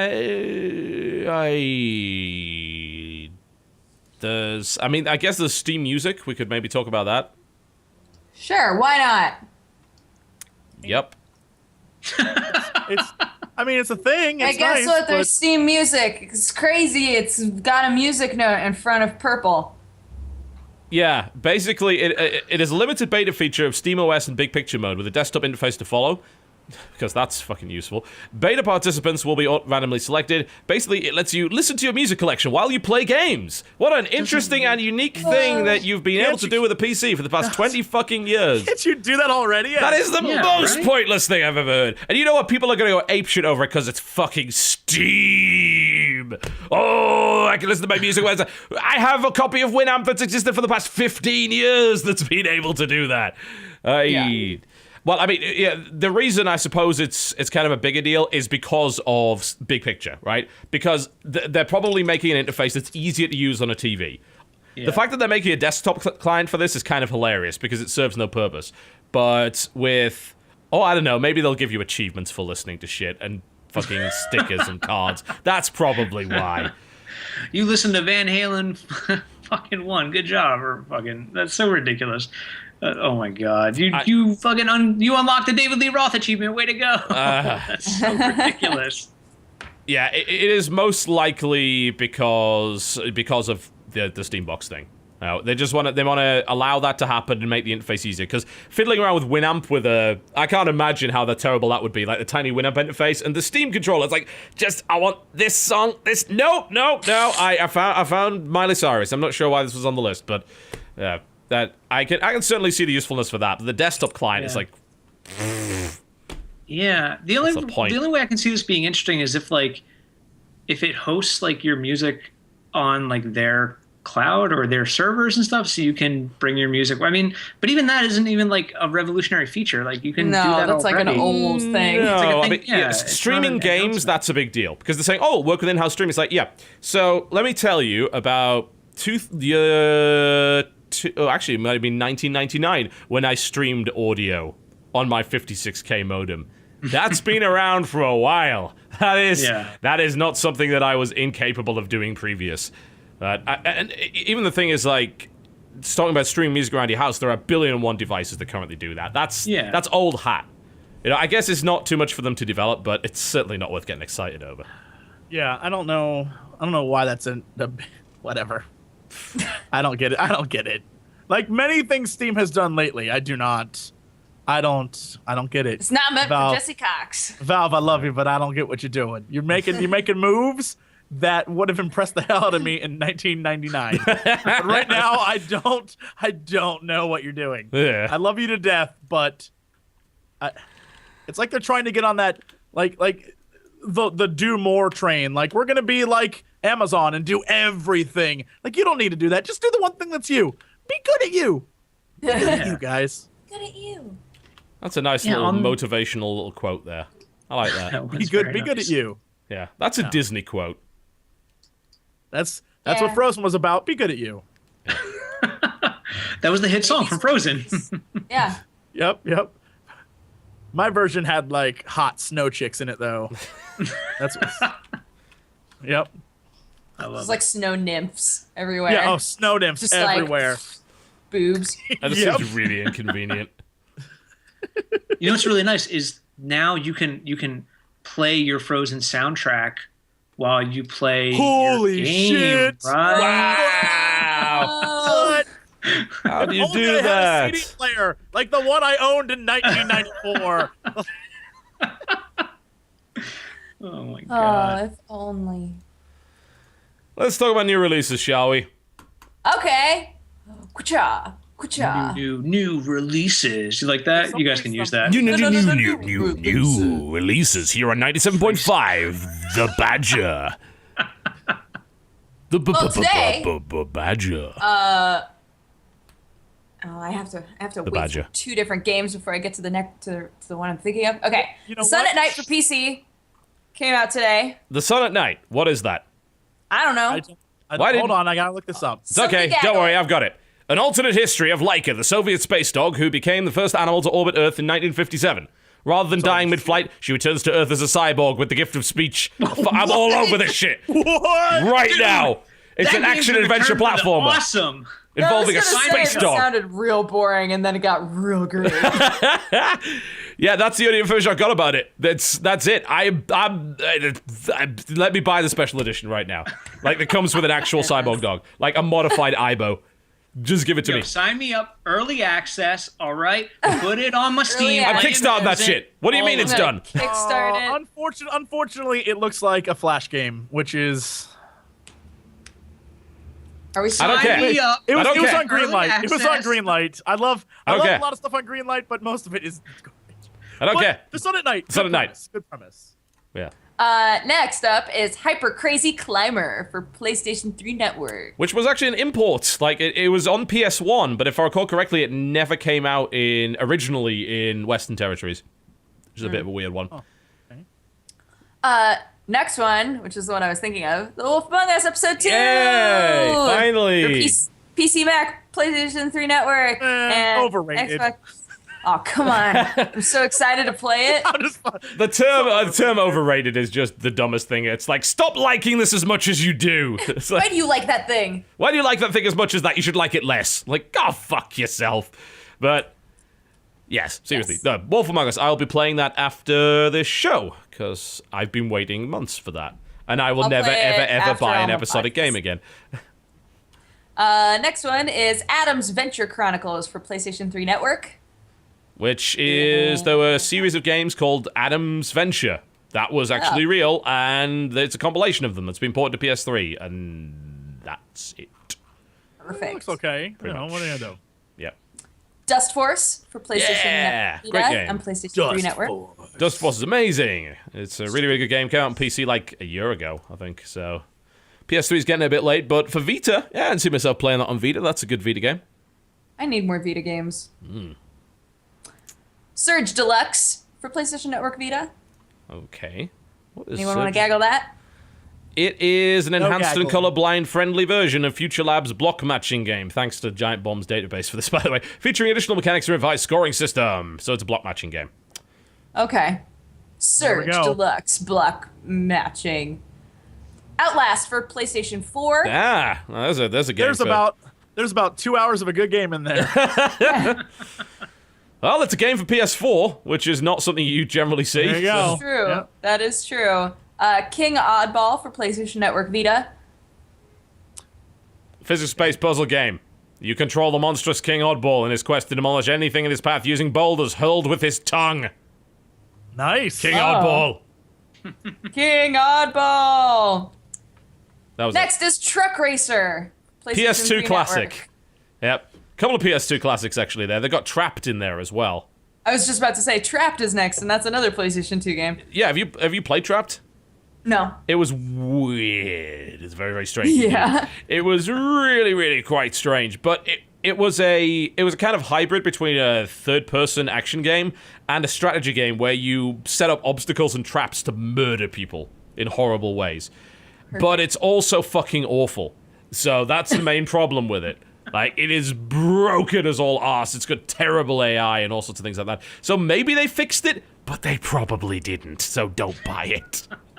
Oh my god, this next game, Gex Enter the Gecko, that's an old game. PS1 classic Wow. for PS3. Yeah, that was in 3D though, wasn't it? Oh god, it is. Ah, It's old 3D. Like if it was, because wasn't that the third Gex game? Because there were two. It wasn't, there were Yeah. more Gex games than just that. Yeah. Yeah, because the original was a 2D game, I think, and that was pretty good. But the PS1 3D. No, I'm sorry, Yes. I can't do it. Put on your glasses, kids. It's gonna be a good one. And Fable Anniversary for Xbox 360. Which is currently getting mixed reviews. I mean, they made it look better, obviously. Let's try and find out why people are not necessarily digging this. Because you'd think, oh, it's Fable. I mean, the original Fable was pretty good. So what's wrong with it? Apparently it's not a very good graphical update, and they didn't add shit. They just put smart glass integration and achievements in it. No new content. Okay. Alrighty. Holy shit. What? Nothing. I desperately want us to move on to one of the games coming up here. Okay. I think it might be the next one. Bravely Default. Yes. 3DS. That we're starting can I- the February 7th lineup, by the way. Oh, all right. Can I just That's say, fine. for the record, it amuses me to no end to see all the people really hyped about this game and see the reviews that are like, this is it. One review, and I quote, Bravely Default proves that the old school JRPG is dead. Like, Oh man. I mean, Wow. I keep looking for reviews of this game, and everyone I found so far has been really negative, and everyone I know is like, you have to fucking play it, dude, it's the best. And I'm like, I don't know what to think right now, because Yeah. Reviews-wise, it's got good reviews from a lot of places, but the thing is that the people who have given it good reviews, none of them are actually reputable. Like, if we were to go, if we were to visit some, like, game rankings on Metacritic or whatever, you'll see, like, the top reviews are from people like Hardcore Gamer Magazine, Gameblog.fr, Multiplayer.it, which is an Italian website, ZTGD, which I don't even know, Impulse Gamer 3D Juegos, Vandal Online, Merit Station. It's like the only kind of reputable organization that seems to have given it a ridiculously high mark is probably US Gamer, which is the US spin-off of Eurogamer. Yeah. it's Which is like there's a lot strange. of 80s, like a lot of like we'll get some B's, which is fine, but I like the hype is through the roof on this thing, and I cannot figure out why. I guess I don't know. Well, I have no clue. It is a kind of a more traditional JRPG, and apparently, like, if you like old school JRPGs, it really does the job. That's what I'm hearing from most people. But if you don't like old school JRPGs, this is not going to make you like. Then don't play it. Yeah. Yeah, it does. It really does seem like, because JRPG has funnily become it's become a niche genre. You know, it's not the days of Final Fantasy VII anymore, where JRPGs were just like they were mainstream genre in the West. They're very much now more of a niche genre, and they're for enthusiasts. And some people like JRPGs. And that's cool, I guess. Dude, I don't have time for that. I'd No, have no, I don't either. zero Yeah. time to invest 100 hours into a game like that. Yeah. Last time I did that was with Persona 4, and that game is exceptional. And I don't think... I mean, I look so at Bravely Default and I'm like, yeah, I'll probably enjoy it for a while, but I don't have the time to get through all of it. That seems... Here's the like when people say in chat like it's the JRPG we've been waiting for since like It's the JRPG we Dragon Quest deserve. 9.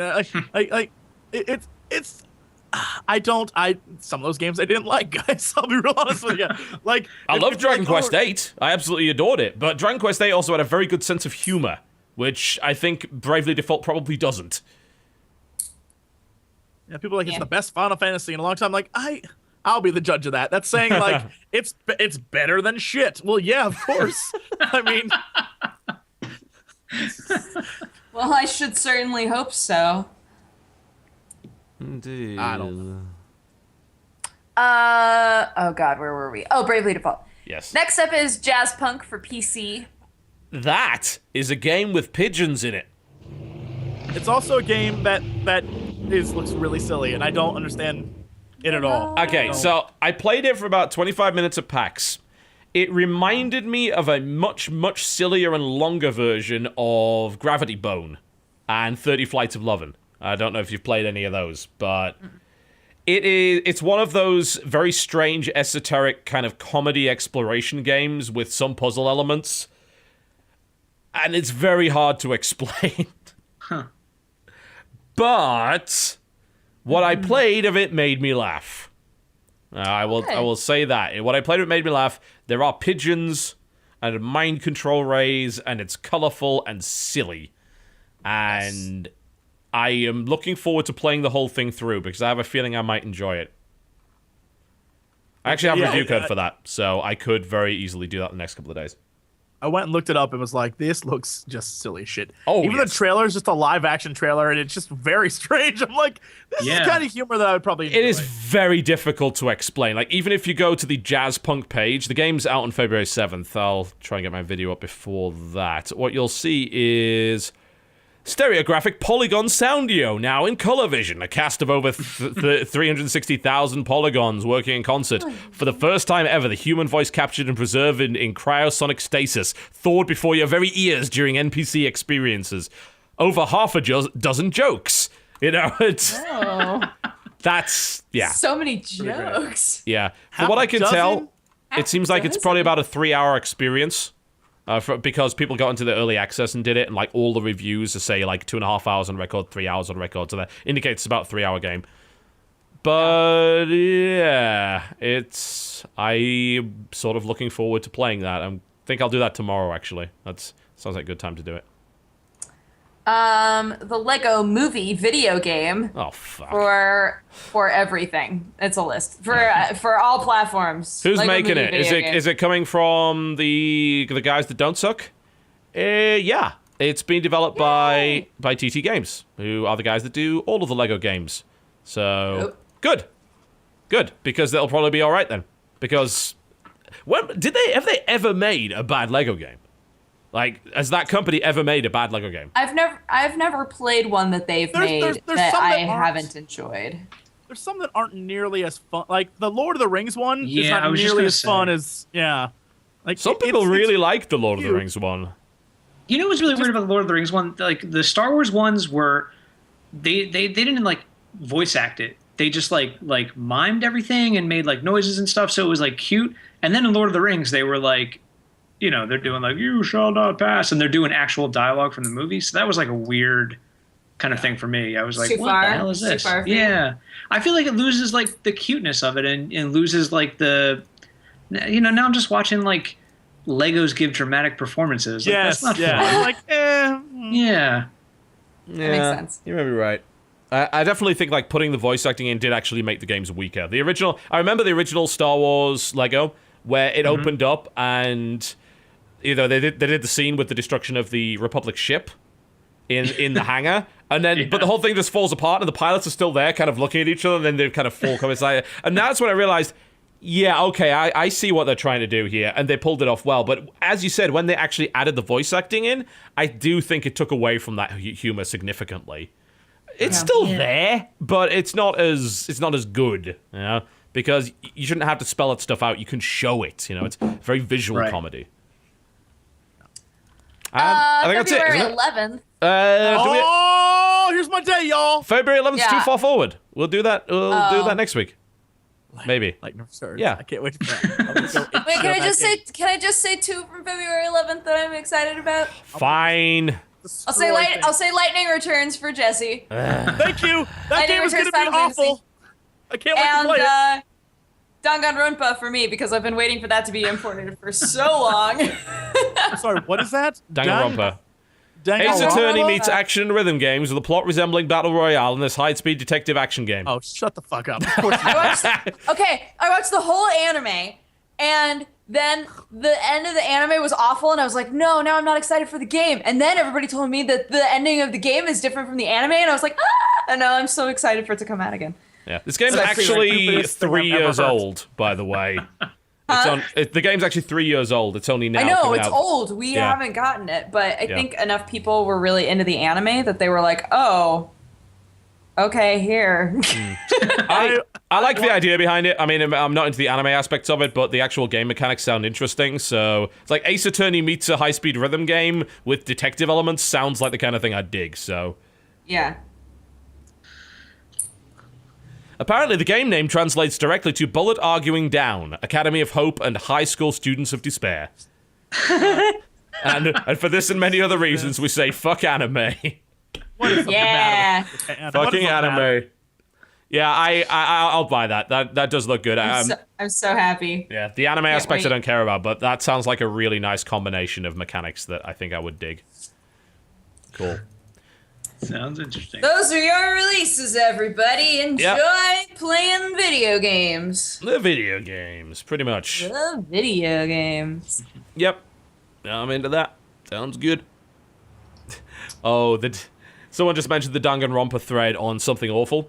So, Danganronpa was being Let's Played on Something Awful, and it was one of the most popular Let's Plays that's been done on that in a very long time. But apparently, it also caused some very interesting issues, because those of you who don't know about Something Awful, it's a forum you have to register $10 to post on. But what they also do, every now and again, is they cycle the number of forums which are publicly viewable, which includes the Let's Play forum.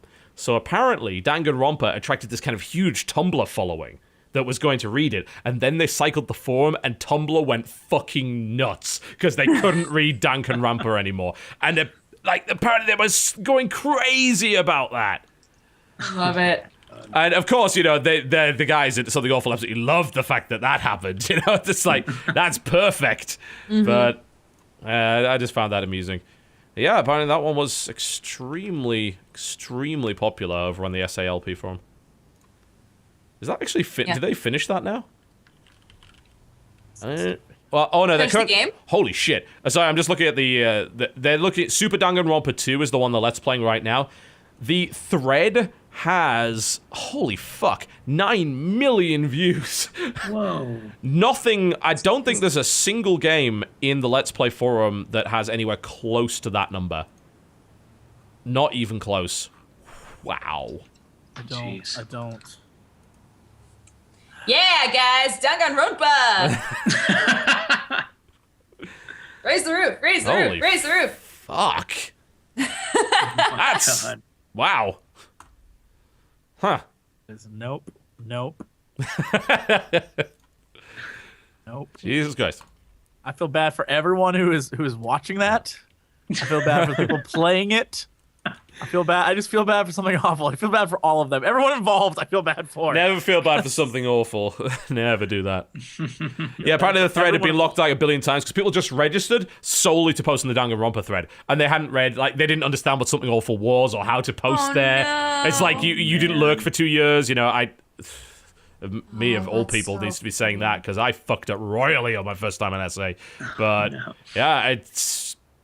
Apparently, it caused the thread to be locked multiple times. Like, they were considering maybe even just, banning Danganronpa entirely.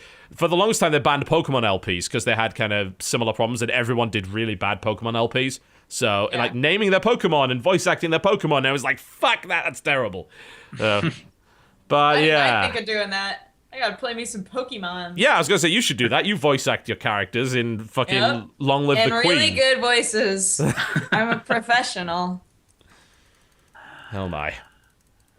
Alright, well, we've got about 10 minutes left. What should we do with those 10 minutes? Does anyone have a burning topic that they wish to discuss? Because I kind of did my burning topic earlier with Dungeon Keeper, so I feel like someone else should get to do that. It's true. Guys, how excited are you for the Lego movie? Let's talk about that, man. I'm gonna have to go and see it. I'm totally gonna see it. My kid wants to see it, and I'm probably gonna hate it. Yeah. I'll probably... Here's the thing, though. It looks so cute.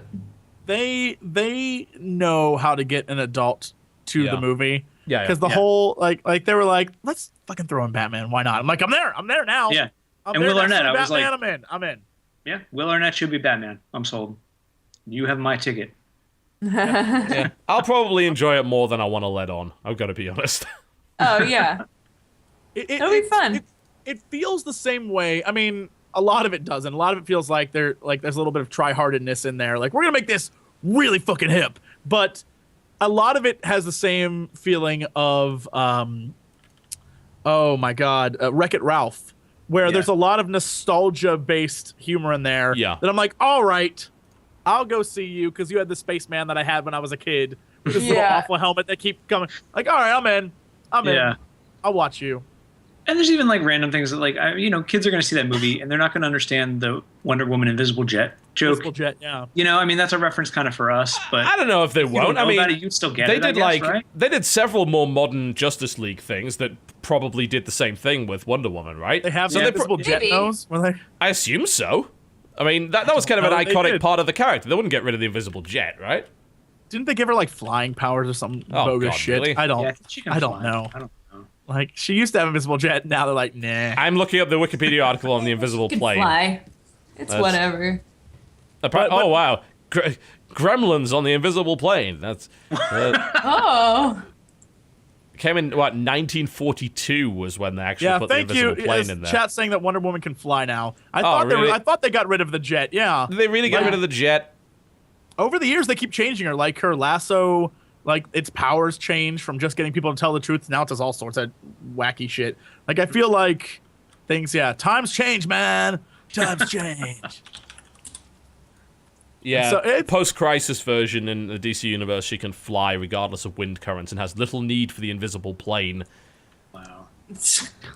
God damn it. Yep. So living in a post-crisis world, guys. It's scary out there. That we are. Yes, the jet is goofy, but it's funny, and that so things like that. I think those jokes will go over well with adults, and I enjoy that a lot. That I actually go back now and watch old movies, like old cartoons and things. So I'm like, were they like this when we were younger, where they pandered to adults as well? Were they? And a lot of times they really were. I was like, holy shit. Was that a sex joke that there's plenty of double entendres in a lot of that stuff. That happens all the time. Yeah, when I go back and watch movies, I'm like, whoa! Did not know that was there. Yeah. So there's jokes that you just miss. Like when I was a kid, I would watch like Spaceballs like nonstop. Like I probably like broke it in our VCR, and then like I watched it recently, and they talk about like transforming the spaceship into the maid thing, and then he says "Ready Kafka," and I'm like, that's the smartest fucking thing I've ever heard in my life. You're like, shut up. That is, going back and watching old movies that you watched as a kid, you see things you're like, I did not know that was in there. And that's really, really funny. Like, that's a funny ass joke. And it's like, I would never have laughed at that before. Like, that's so smart. I get you. Because I thought that, for the longest time, I thought that was a new thing. Like, it's like, well, we need to get adults to at least enjoy it. So let's throw in some humor. Like, sort of like around, like, when the first Shrek came out, kind of. Yeah.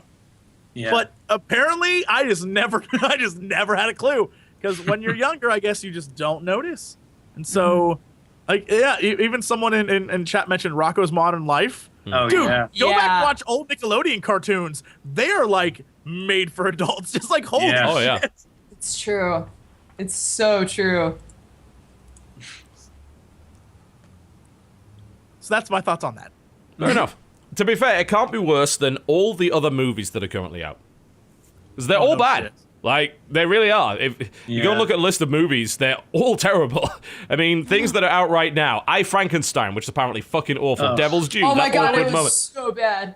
Jack Ryan Shadow. You saw it? I slept through like most of it, and I can still say that it was saw bad. it? Who? How did you get talked into that? I would have been like, look, here's the plot. It's shit. There we go. We're not going. Dude, Aaron Eckhart can't even sell me on that movie. How did you decide on that? Well, Sam and I were like, we should go see a movie. And he was looking at what movies were available. And he was like, Frankenstein. And I was like, oh, hell yeah. I'm not judging you guys, but I feel like you're at the point in your relationship where you just need to just split up. Like, if that's what you're doing, it's time to break up. So what do you want to do tonight? We could go see a movie. I guess we can go see a terrible movie. You're missing the part where we high-fived. We were like, Frankenstein. And then you horribly regretted it. I mean, I did sleep through most of it. Yeah. I will admit that. We had December, which was... It's pretty great. I mean, come on, we had December where the good stuff came out, like Desolation of Smog, like Wolf of Wall Street, American Hustle, Saving Mr. Banks. And then we have January, which is just a month of complete bullshit. Like, not a single good movie was released in January, not one. Vampire Academy comes out in 3 days. Oh my god. That's another fucking terrible movie that I can't wait to see. Here's the thing, though, and I will give Vampire Academy a little credit. In the trailer for the movie, I was like, this looks like shit, but it looks okay shit. The things they're showing on TV make it look just really, really bad. I was like, you're not selling this very well. You're actually doing a very bad job of this. At least try and get plot. And they're like, no vampires. And you have to stop an even worse vampire coming this week. Watch vampires. The sexiness in the vampire school and so they're all God. They're all barely legal. It really is fucking perverse. Like, I gotta be honest. It was like, it's clearly aiming for that kind of teenage demographic, but you know there's gonna be like some 45-year-old men going to watch that. Like, it's the same people that made Mean Girls, so I'm like really hoping that there's like some hidden gems in this movie. No, but that's what I'm saying. Like the trailer had that Mean Girls vibe of like, it's playful, it's cute, like you know, there's a message underneath all of it, and the commercials are like, watch this blonde chick kiss this other chick, and then there's a girl with dark hair, and she's sassy. She also kills people, and they're fucking vampires. It's like, it's the shittiest thing I've ever seen. Can't wait. It's gonna be good shit, guys. I need to see The Wolf of Wall Street before it goes off. I mean, it probably already has gone off, so I might have to wait for the fucking movie. Can I say, by the way, I am fucking sick of Amazon Instant Videos bullshit. So... I defended them for the longest time, saying, you know, they're a really good service. You know, I'll happily rent a movie for like $3 or $4 and watch it, and that's fine for me because I don't want to buy it. But now what they're doing is they don't tell you before you click the movie whether or not it's buy only or buy and rent. So that means you see all these new movies like, oh great, oh yeah, I want to see this, I want to see this. Which one will I choose first? And it's like, buy $20, buy $20, $20. Like, no, don't list them along with the rentals. Then why can't I filter that? And that's weird. Yeah. Speaking of reverse Vampire Academy, I for the longest time hang on a minute. Who was talking about reverse? Nobody was saying anything of the sort. I'm gonna like reverse the way they're selling it. Since I didn't see it, I can say whatever the hell I want. But I guess a few weeks ago there was a special screening of RoboCop, and everyone who went was like, "Holy shit, dude! Holy fucking shit!" And I think it looks terrible, but apparently it's really good. No, it's no way it's good. There is no way it's fucking good. Anyone that went to say that. That's what I'm saying. Here's the thing about. It's terrible. Here's the thing about. It's awful. Here's the thing about seeing early screenings and shit like that. People get taken away in the fact that they're doing something exclusive, right?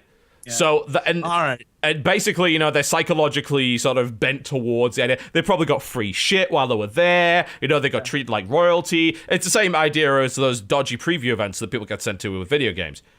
There's no way that RoboCop is good. It's impossible. Like, you look at the content of that movie, you compare it to the original movie, and you see the entire soul of the original movie has been sucked out in every possible respect.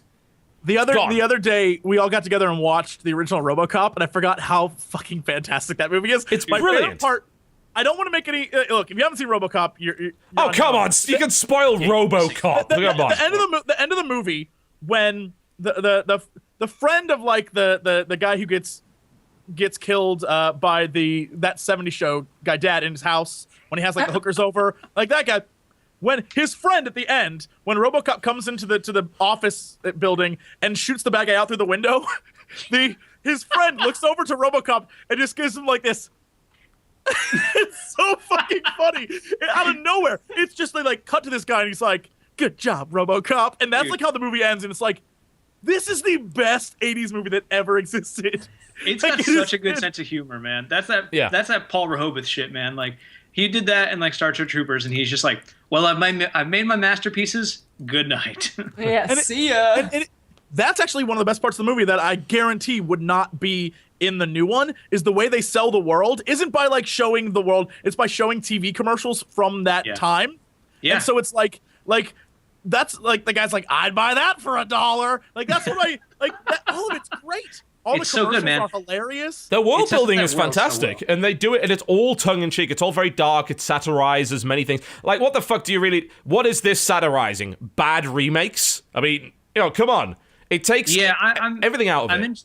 I'm interested to see like what the tone is with that. Like if it's just an action movie, like they made 2 other RoboCops. That's what that's for. Like the whole point of like the first RoboCop is that it was like a parody of this ridiculousness, and I hope I hope that element's in there, Even the violence was a parody. Like when a dude gets shot and just repeatedly, like, it's ridiculous. Oh yeah, they use blood squibs in that more than anything else. And I think Slow Beef in the chat's point is valid. Remake the other 2 because they sucked. Yeah. Don't remake the first one, all right? Because by the time it was getting to number 3, the strange thing about it was that it was obviously it was a very R-rated movie, very R-rated, incredibly violent. And I mean, for fuck's sake, he shoots a rapist in the dick. Where the first scene where he's being like gunned down by the gangsters is brutal. His hand blows off. And like they're deliberately torturing him. Like it's not just someone gets shot in the head; they're deliberately shooting off pieces of his body. It is gross. But for some reason, RoboCop was marketed towards kids in the sense that like there were action figures and everything, and that meant that the movies moved towards that. When the third RoboCop came out, I mean, for fuck's sake, he had a jetpack, and he was like, I was just gonna say, dude, he was like saving the church and shit like that. It was basically a kids movie by that point. But the original RoboCop was not intended to be that.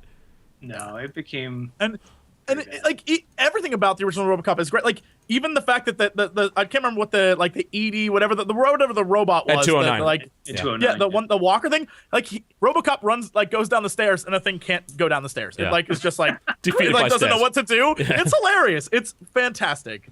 And they're all driving around Ford Tauruses. It's so good. The future's gonna be great, guys. It's gonna be a great future. The one guy who becomes a mutant because he hits the chemical spill. Oh my god! And he's like, and then he just gets smashed because they just run him over in a car and he just explodes. Yeah, I'm watching RoboCop tonight. That's what's happening as soon as the original RoboCop is on Netflix and it's fantastic. It's so good, done and done. But there's no way in a million years the remake's going to be good. It's not going to happen. Anyone that's told you it was good was fucking lying to you. It's impossible. That's why I'm like, I think now I have to at least go see it. Even if it's going to be crap, I need to know for myself how bad it is. I need to know how bad it is. I think I'm going to a screening next week, like this press screening. So I think if I don't have to pay for it, I'll definitely see it. Like in theater, you know what I mean?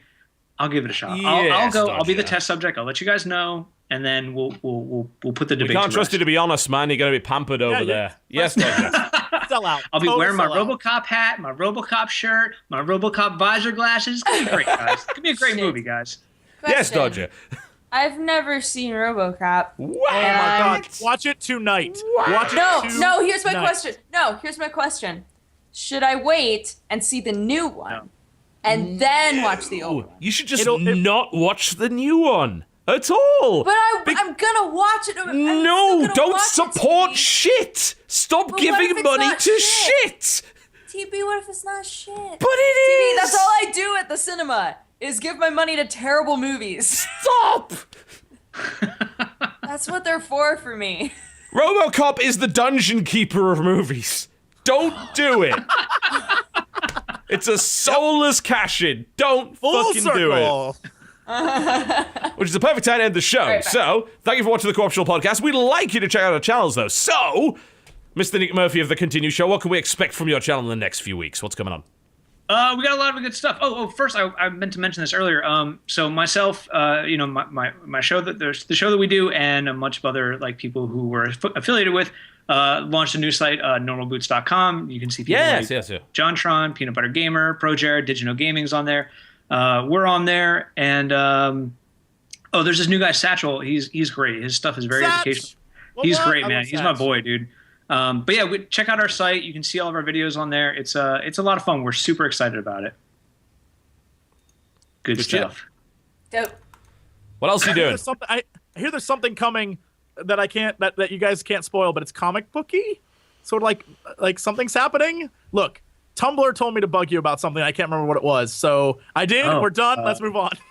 Dude, I don't even know. You're surprising me. Now I'm gonna go ask people what this is. You're like, hey, what's our next thing?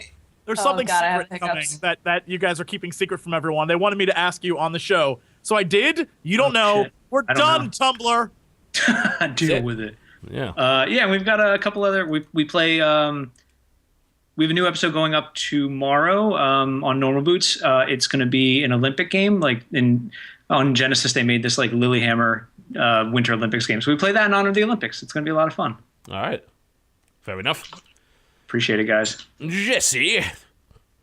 I have until the 11th to finish up everything I'm doing right now. So all the Let's Play things that I'm doing are being wrapped up, and then the 11th we're just going full crazy with Final Fantasy. I'm letting you guys know. I'm so fucking excited. I cannot wait to just freak out about that game.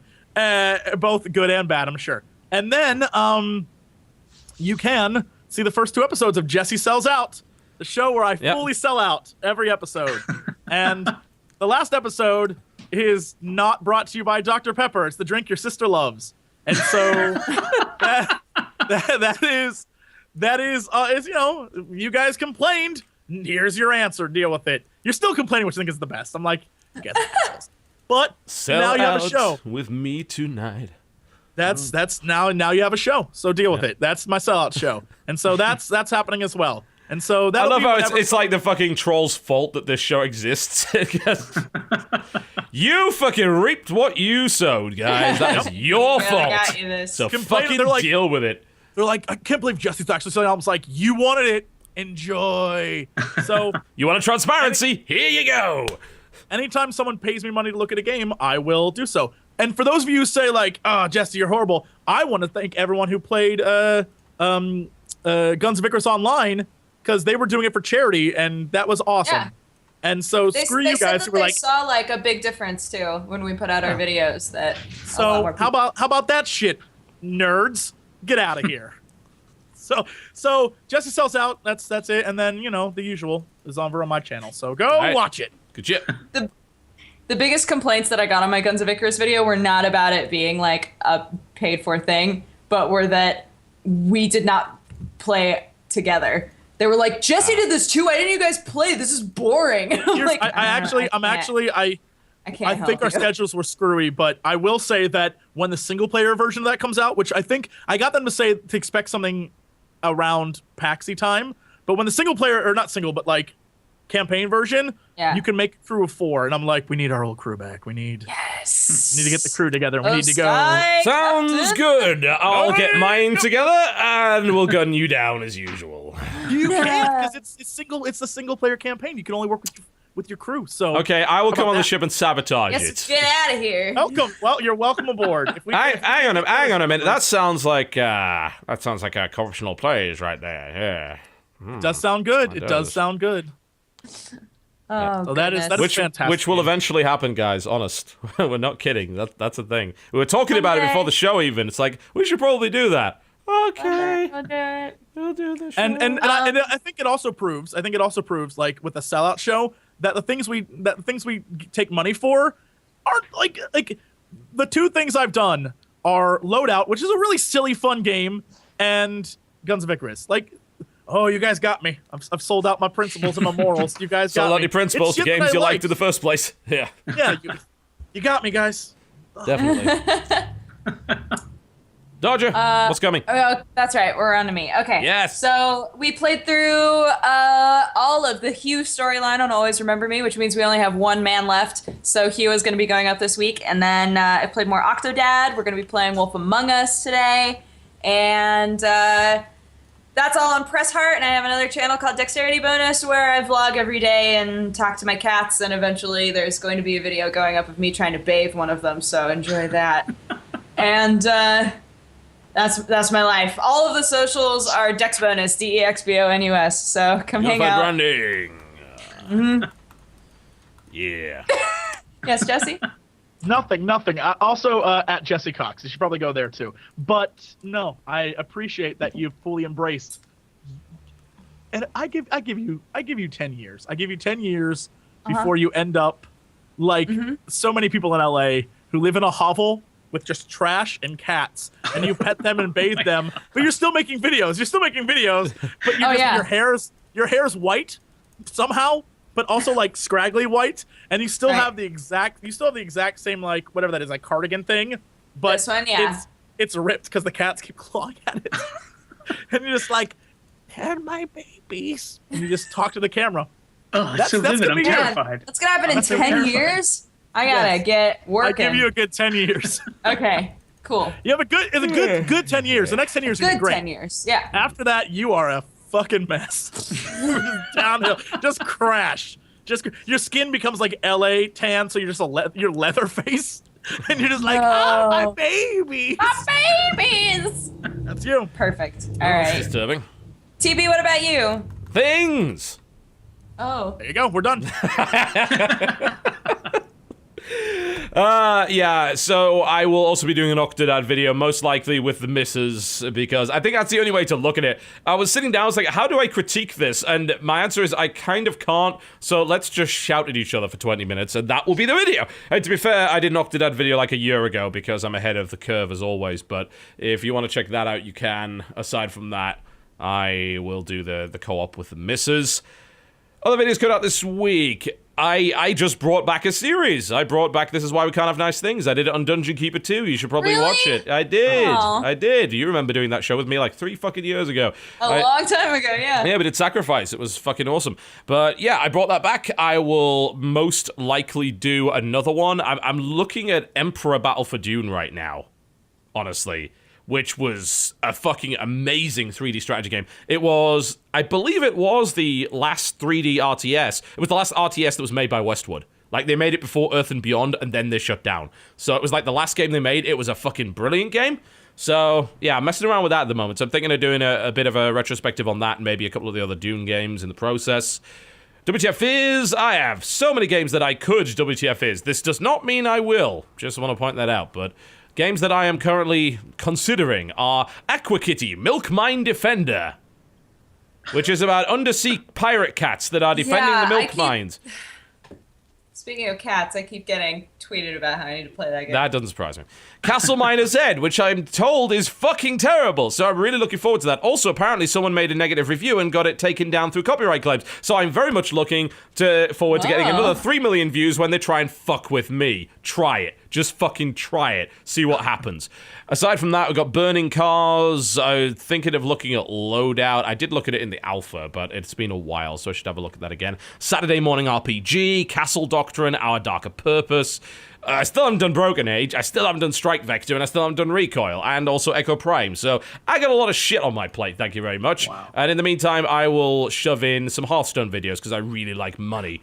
And I think that's about it.